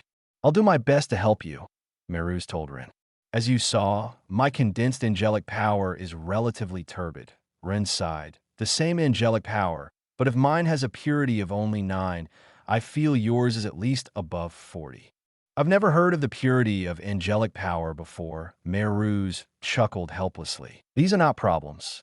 I also raised the purity from 1 through diligent practice to 9. However, recently, no matter how hard I try, I can't seem to make further progress, Rin pondered. Do you have a better way to refine my angelic power? Well, Meruz hesitated. Don't beat around the bush. Learn from your brother, Whis. He speaks straightforwardly, Rin said. Meruz, honestly, I've never heard of the purity of angelic power. Can you give me time to research? Meruz asked seriously. Okay, Rin didn't object. Then I'll find you once I've done my research, Meruz promised. I'll take my leave. Good luck with your research, Rin said, pointing to the book, The Art of Free Will Cultivation, on the table, continuing, I've already memorized this book. Take your time studying it. See if was made any mistakes. Okay, all right. Meruz nodded gently. Goodbye, Rin waved. However, as Rin walked a few steps forward, Meruz suddenly spoke again. By the way, did you only cultivate the angelic power from reading this book? Meruz couldn't help but ask. Why ask that? Isn't this book about cultivation? Rin looked at Meruz strangely. Yes, I'm just confirming to help you identify any issues. Meruz smiled slightly. Rin gave Meruz a deep look, but didn't say much more. He turned and left the room to find Broly and ties. Seeing Rin walk away, Meruz waved his hand in the air, and a surge of angelic power covered the door, sealing it shut securely. The next moment, Meruz gently raised his right hand. Whoosh! Instantly, a staff of angelic authority appeared in Meruz's hand. Immediately after, through the crystal ball on the angelic staff, Meruz contacted Whis. Oh, isn't this Meruz? I heard you were training at the Galaxy Patrol headquarters. Is everything okay? Whis' voice came through the crystal ball. Everything's fine, Whis' brother. Meruz nodded slightly. Do you have something else to find me for? Whis inquired. Whis' brother, do you know a Saiyan named Rin? Meruz didn't beat around the bush, directly asking the question. Run? I remember his sausage had a unique flavor, Whis smiled in response.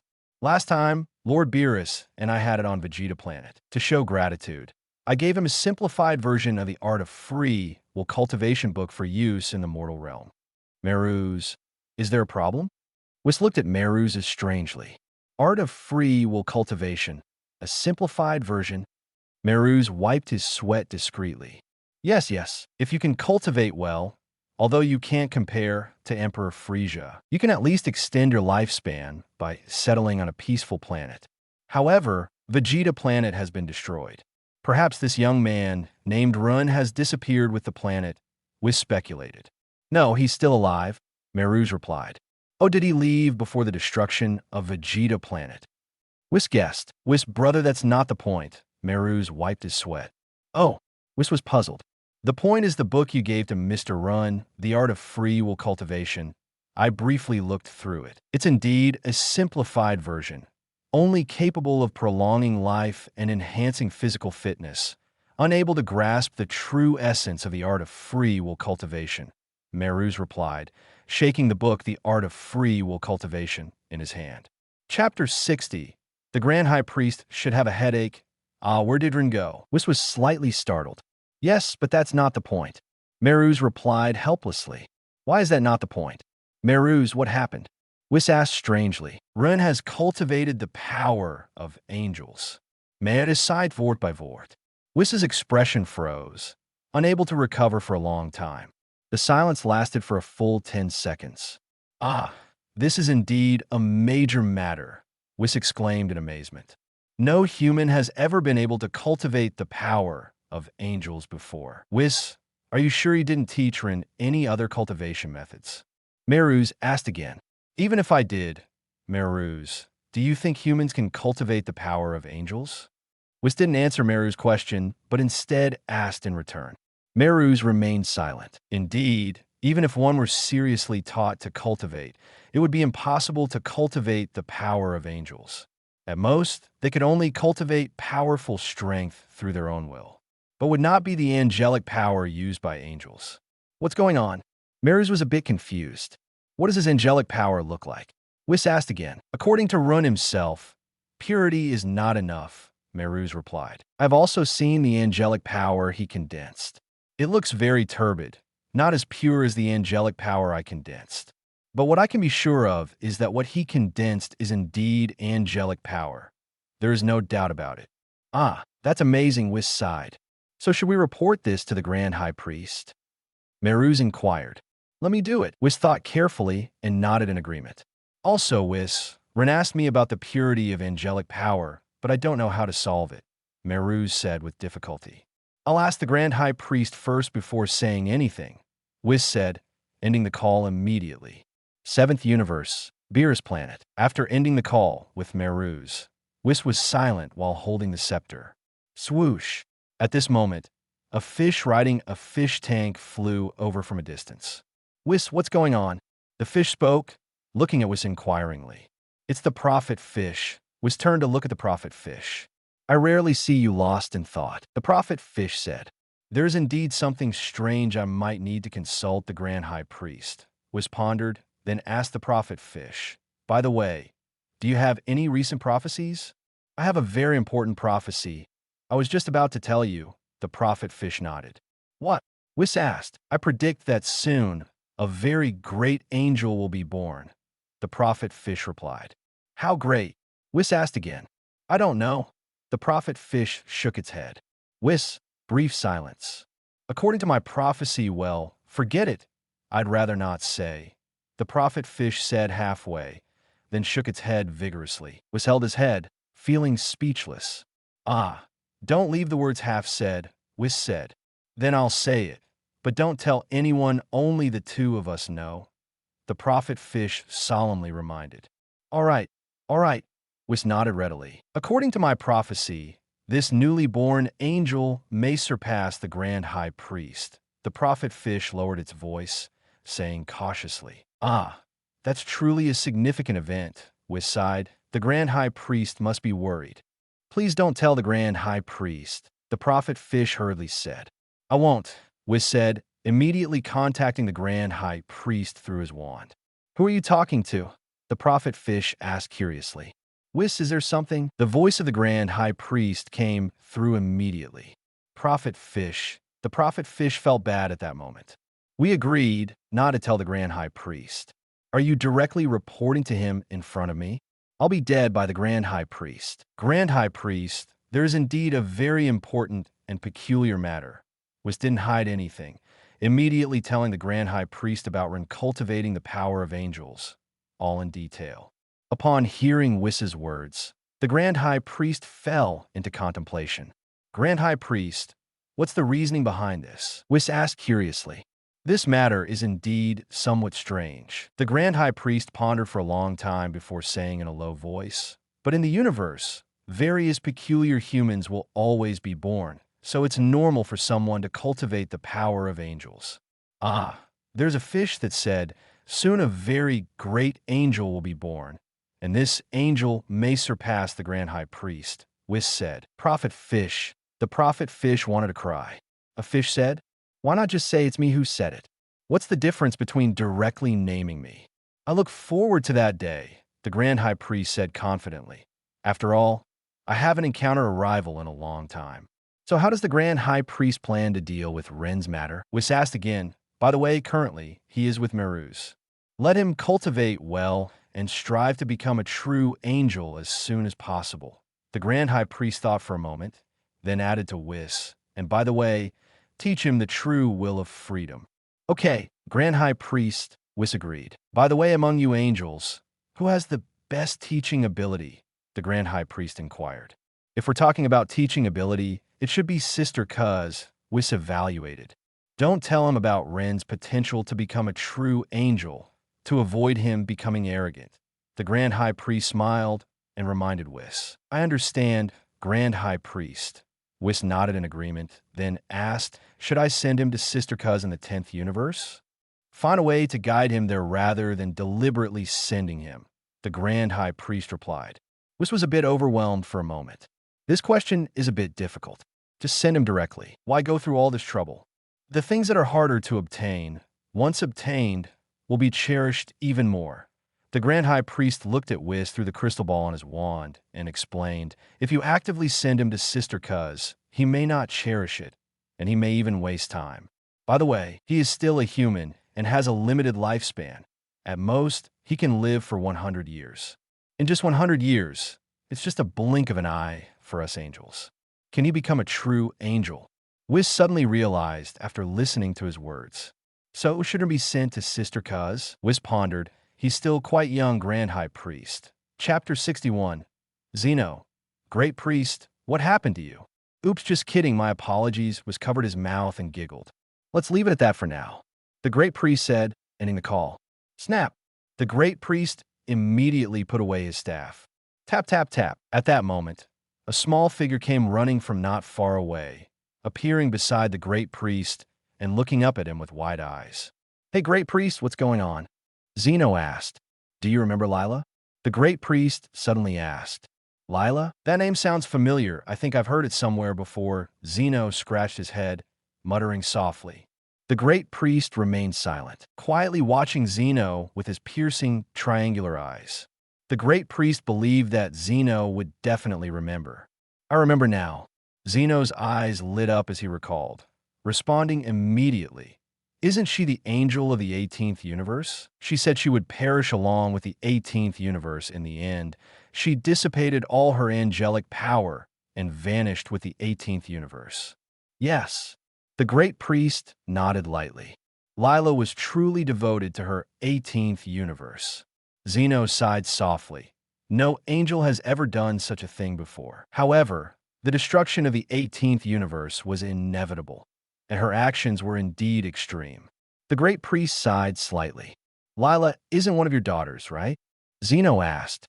No, actually, only Korn, Sava, Whis, Margarita, and Vados are my children in the true sense. The other angels were gods born independently in their respective universes. The Great Priest explained, and Lila was the only angel with yellow skin. Perhaps her unique appearance contributed to her unique personality. Why did you suddenly mention her? Zeno seemed a bit puzzled. Do you remember what Lila said when she disappeared? The Great Priest asked. No, it's been billions of years. I'm not interested in her matters. Zeno shook his head. But I remember. The Great Priest smiled. Zeno was taken aback, looking up at the Great Priest in confusion, not understanding what he was trying to say. Lila said at the moment of her disappearance that she would leave her purest angelic power in a certain universe, waiting for a fated person to resonate with it. The Great Priest sighed. She also said that when the time comes, this fated person might even become a true angel through cultivation. Oh, now that you mention it, I do have a vague impression of that. Zeno nodded thoughtfully. A brief silence. So, Great Priest, have you found this fated person? Zeno asked, looking up. Yes, currently he is in the 7th universe. The Great Priest pondered. Let him work hard to fulfill Lila's wish. Zeno didn't say much, his expression indifferent. Additionally, there's one more thing Zeno-sama should be aware of. The Great Priest added. What else? Zeno was taken aback. The vanished 18th universe may be returning. The Great Priest spoke each word with a serious expression. Zeno's eyes widened in surprise. Silence for 3 seconds. Didn't I erase it? Wasn't it completely erased last time? Zeno muttered. Oh my, is that Lila? The Great Priest suddenly took out his staff, carefully examining the crystal ball on it, his eyes flashing with surprise. Lila, Zeno was slightly taken aback. She might have been reborn. The Great Priest slowly said, in the 7th universe, on Beerus's planet. After ending the call with the Great Priest, Whis thought seriously for a moment and decided to contact Meruz. The oracle fish immediately appeared in front of Whis. Whis, you sold me out. That's not nice. The oracle fish circled Whis's head continuously. Oh my, I didn't say it was you, I just said it was a fish. Whis smiled. What's the difference between saying it was a fish and saying it was me? The oracle fish felt awful. You almost said my name directly. The Great Priest will definitely be angry. The oracle fish huffed at Whis. Oracle fish, don't worry. The Great Priest will never be angry with you. Whis laughed. The oracle fish was slightly taken aback, full of doubt, and asked, why? How could the great priest be angry with a fish? Whis sighed lightly. Oracle fish. Are you saying I'm not worthy? The oracle fish became even angrier. Oracle fish. Sometimes it's better to keep things unsaid. That's the mark of a good fish. Whis sighed again. The oracle fish felt heartbroken, glaring at Whis, bubbling with anger. Ignoring the oracle fish, Whis thought carefully and immediately contacted Meruz. After ending the call with Whis, Meruz stayed in his room, waiting for Whis' response. Whis, brother, did you ask the great priest? Meruz immediately picked up his staff and used the crystal ball on it to video call Whis. Yes, I have contacted the great priest. Whis nodded. The great priest said that the birth of such a peculiar figure in the universe is quite normal. Meruz, silence for a long time. That's it? Just one sentence. Meruz felt a bit helpless. The great priest hopes that Mr. Run can train well and strive to become a true angel as soon as possible. Whis said to Meruz, so it's time to teach him the true Ultra Instinct. So, Whis, brother, are you planning to teach him Ultra Instinct personally? Meruz asked. The great priest asked who among the angels has the best teaching ability. Whis explained, I said Meruz might know better. Meruz, you tell me who has the best teaching ability. If we talk about who has the best teaching ability, it should be Sister Cuz. Meruz thought for a while and mentioned Cuz's name. After all, Sister Cuz is our eldest sister. Well then, Meruz, I'll leave the challenging task to you. Find a way to bring Mr. Ren to Cuz. Whis suggested, take Mr. Ren to the 10th universe. Meruz was slightly taken aback. Yes, that's the great priest's intention. Whis nodded. All right, I'll handle my current affairs and then take Run to the 10th universe. Meruz agreed readily, not objecting.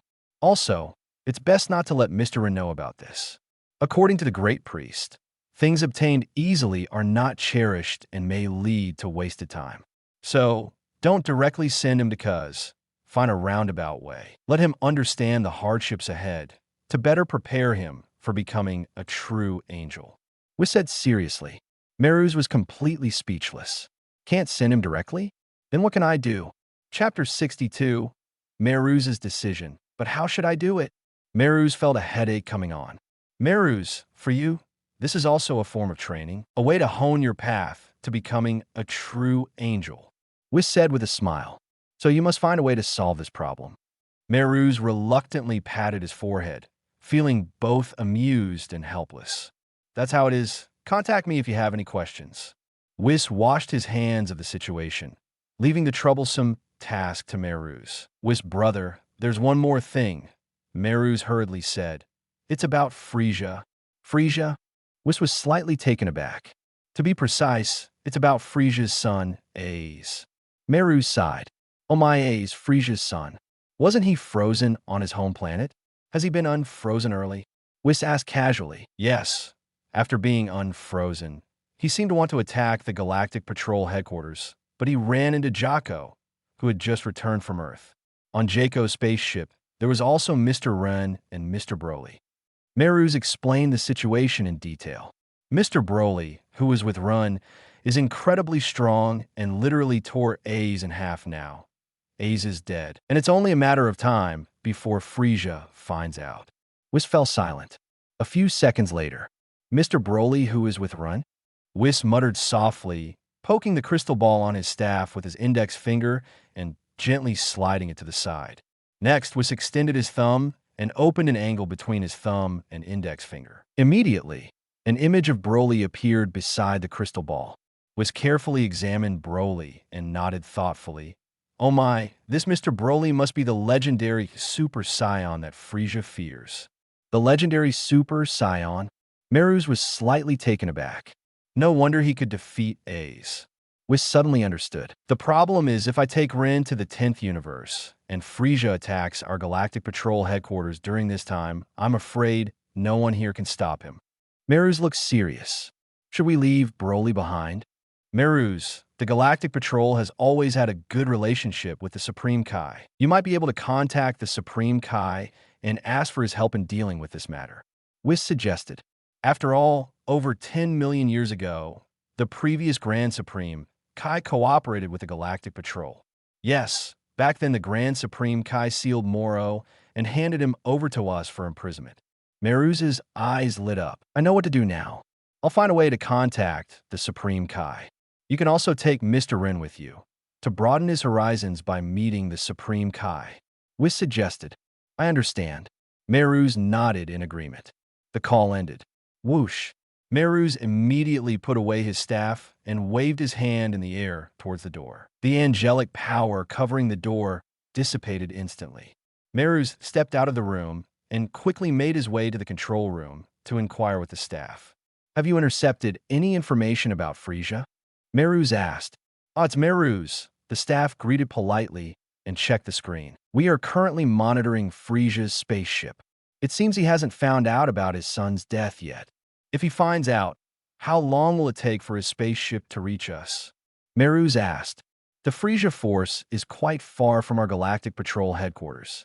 If they launch a full-scale attack, it would take at least a month. The staff operated the computer for a moment and gave the answer. How long would it take for Frisia's fastest spaceship to get here? Meruz asked another question. At the fastest, it would take 20 days. The staff replied.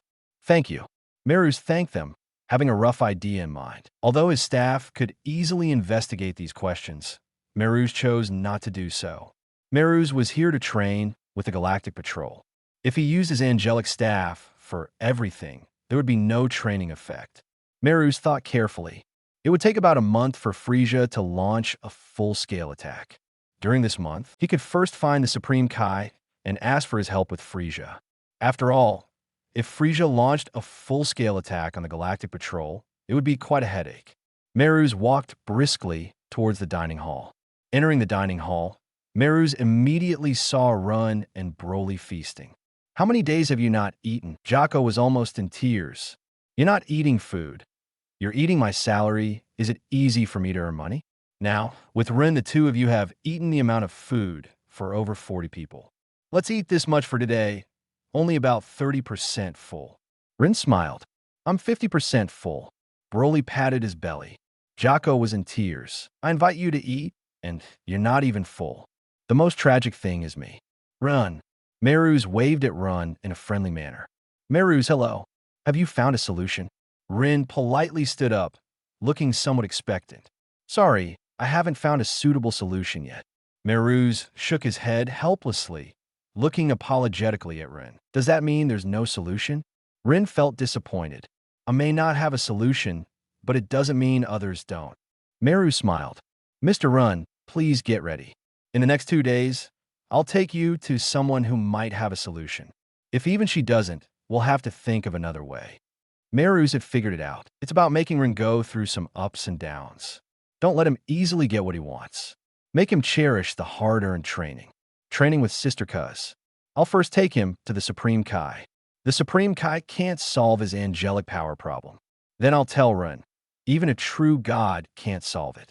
It needs to be solved by himself. So, Rin will work harder in his training. Then I'll find a way to lead him to the 10th universe.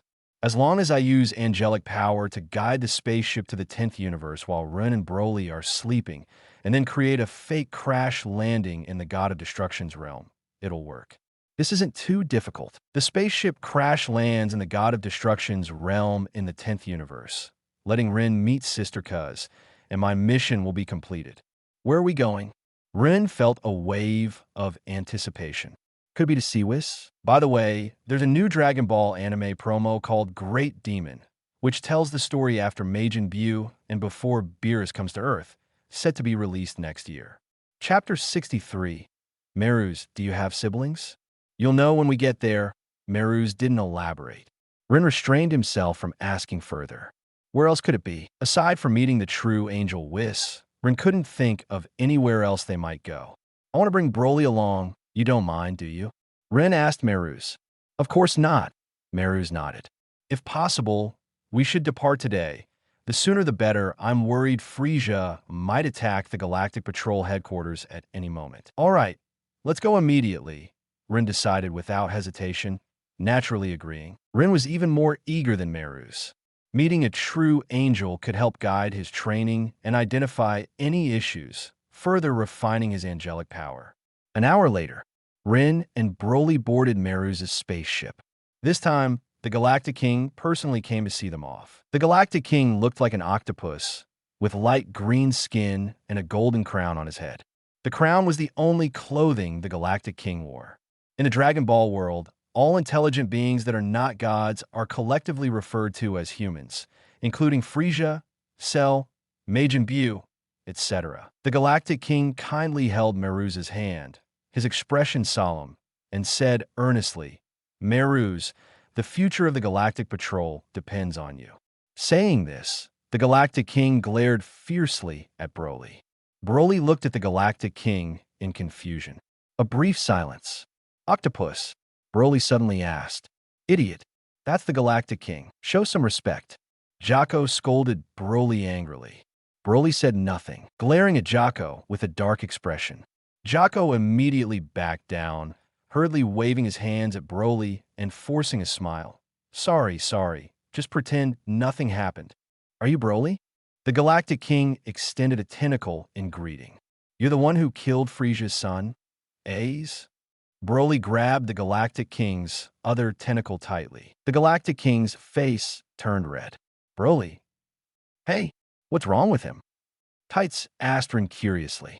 "I deeply suspect that Broly grabbed his tentacle for urinating," Rin whispered. "Huh?" Tights leaned closer to take a look. "Rin, why are you so curious about everything? See anything?" Rin asked. "No." Tights shook her head. "Ahem, that's my urinating tentacle." The Galactic King wiped his sweat.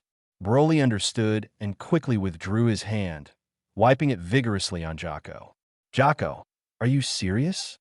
"Enough talk. Go, and come back quickly," the Galactic King sighed repeatedly. "All right, Galactic King, we will set off now. If all goes well, we'll be back in less than a month." Meruz had already calculated the time. As long as they went to the Supreme Kai's realm and reported the situation, the Supreme Kai would likely intervene and prevent Frieza from attacking the Galactic Patrol. Then they could use the remaining time to visit the God of Destruction's realm in the 10th universe. This roundabout trip would solve everything satisfactorily. Rin and the others boarded the spaceship one by one. Tight stayed behind at the Galactic Patrol headquarters to gather more material for her future sci-fi novels. Whoosh! The spaceship took off, leaving a bright trail in the starry sky, quickly departing from the Galactic Patrol headquarters.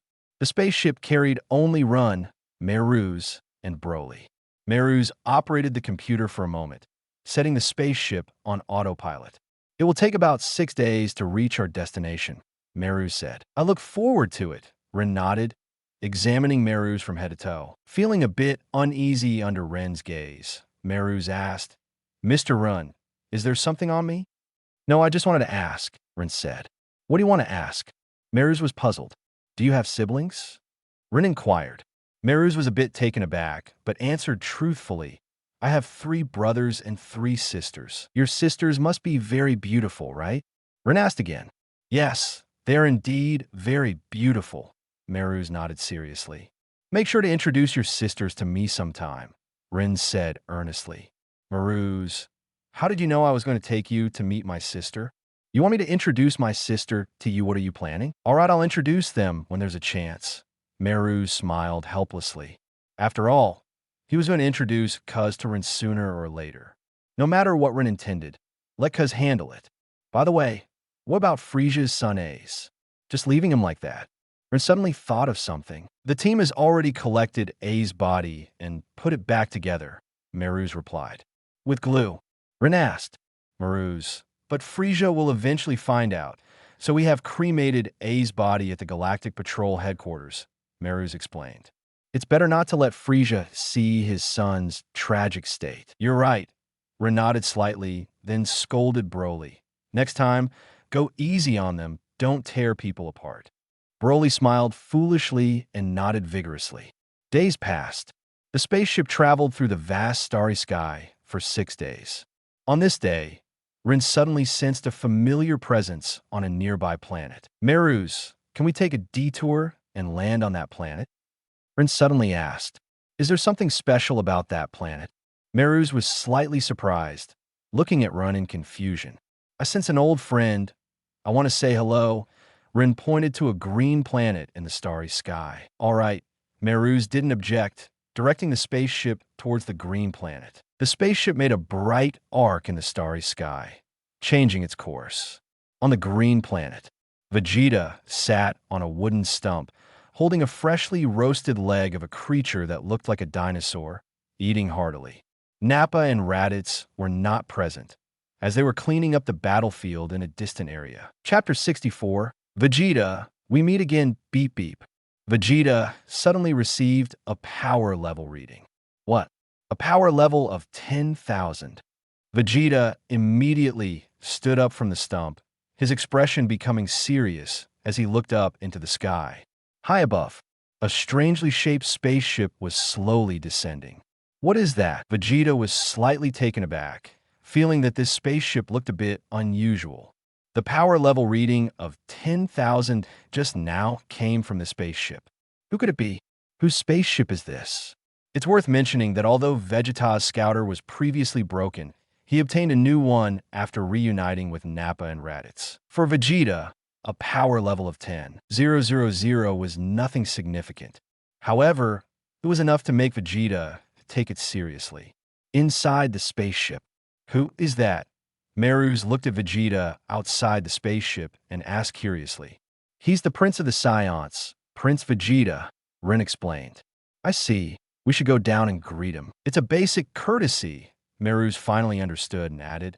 I won't go down. Understood, Rin nodded. Creak. The spaceship's hatch opened. Rin and Broly slowly walked out of the spaceship. Meruz stayed on board. This planet appeared relatively primitive, covered in green trees and jungle, with fresh air. The humans on this planet had just gained sentience not long ago, but they possessed considerable power, with power levels of at least 100. If its inhabitants attacked Earth, such a planet would be difficult for Earth to handle. Moreover, this planet had abundant resources. This was why Vegeta and his team were attacking this planet. Only planets with rich resources were worth being requisitioned by Frieza's army. In the sky above the planet, a round moon hung in the green sky, emitting a holy light. Vegeta immediately saw Run and Broly walking out of the spaceship. TCH, who is it? Isn't that Run? Vegeta snorted, then fixed his gaze on Broly. This guy is also a Saiyan. No wonder he has such a strong power level. Vegeta, are you alright? Rin asked with concern. Of course. Vegeta snorted. Even without your healing, I can still soar through this universe. See this planet? Nappa, Raditz, and I just cleaned it up. Vegeta, I told you to have a peaceful heart, but you still ignored my advice. Rin sighed, shaking his head lightly. Don't joke around. Having a peaceful heart is nothing compared to having great power, Vegeta sneered.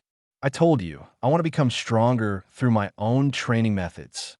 But you, Rin, why did you come here suddenly? Do you want to join my team? I need to think about it. Speak politely.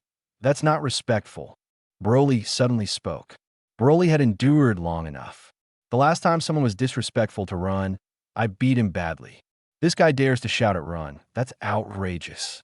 Now, Broly could say 4 words, which was a significant progress for him. Hearing Broly's words, Vegeta immediately glanced at him coldly, full of contempt. Run, where did you find this Saiyan with a power level of 10,000? Vegeta laughed. I must admit, you have a knack for finding people. I thought there were only a few of us Saiyans left, but there's another survivor. If Planet Vegeta still existed, this guy would be an elite warrior. Let me introduce him to you. Rin patted Broly's shoulder, signaling him to stay calm, and introduced him to Vegeta. His name is Broly. Broly? That's indeed a Saiyan name. Vegeta nodded slightly. But you, Rin, your name has no Saiyan characteristics at all, by the way. Our Saiyan names are generated randomly by a computer. Your name must have been generated when the computer naming system malfunctioned, resulting in such a ridiculous name. Rin, I feel sorry for you. Rin, no wonder my name is different from other Saiyans. It turns out the system malfunctioned. I quite like my current name, Rin said indifferently. A name is just a name. Does having a Saiyan name make you a Saiyan? Besides, I aim to become a divine angel. I should have a godlike name. By the way, was your name randomly generated too? Rin asked Vegeta. Of course not. My name was given after Planet Vegeta. Vegeta pointed to his nose with his thumb, looking proud and defiant. After all, I'm the most talented warrior among the Saiyans.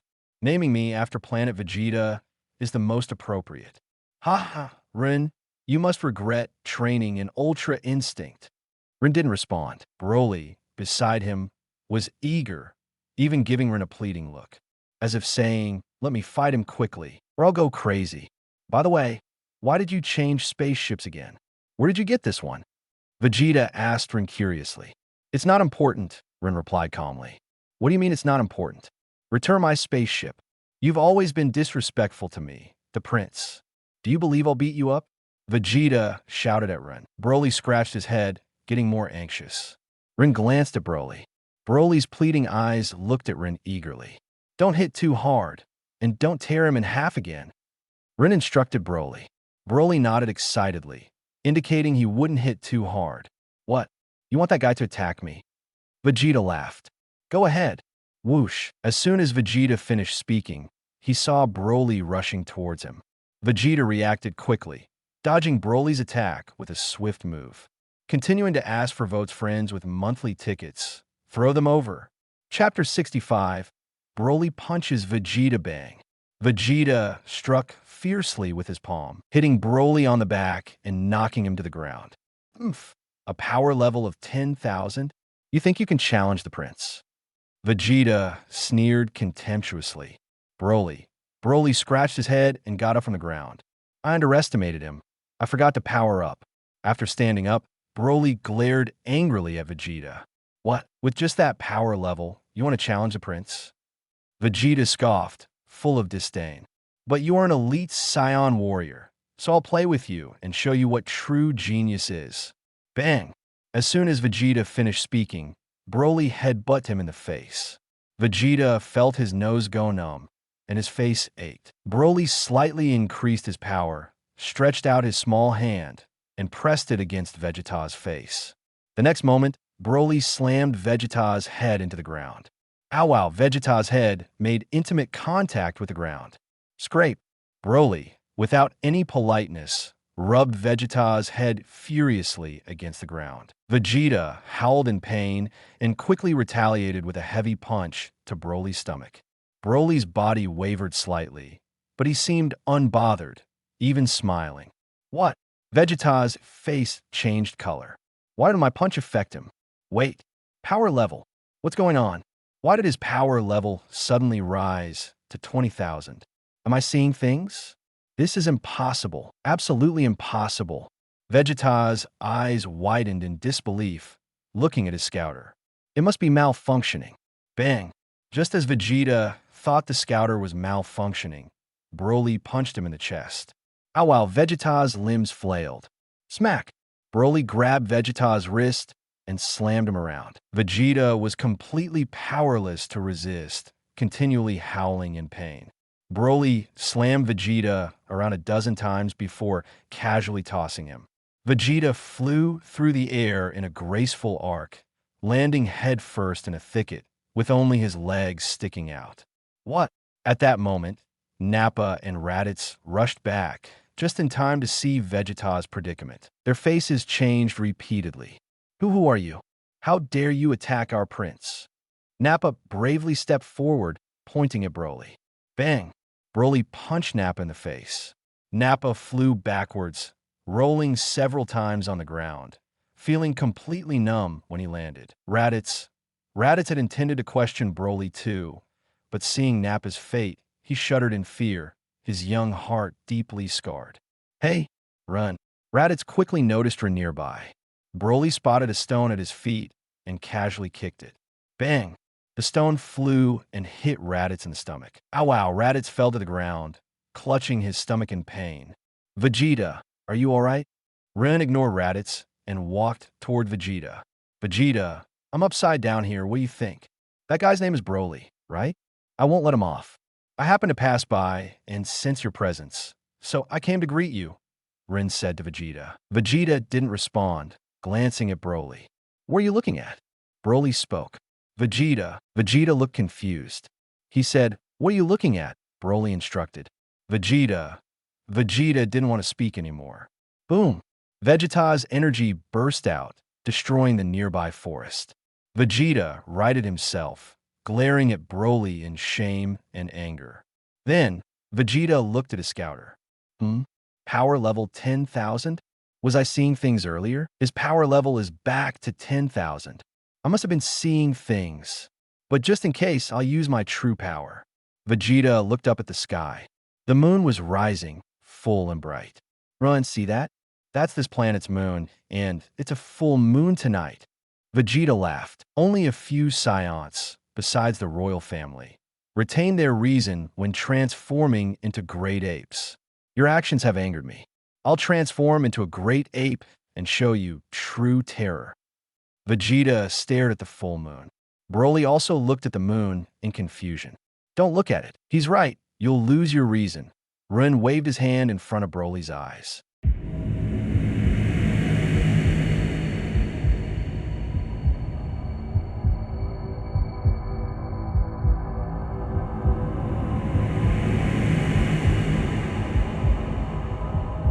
No more novels? Take part in the voting. The most requested novels and those with the most likes will be chosen for publication on euroaudiobooks.com. There, I can upload as much as I want without the risk of receiving a strike. Our 18 novels and other content that exceed what is morally acceptable are only published on Patreon or the free novels page. Remember, the site is funded by donations on Ko-fi and Patreon memberships.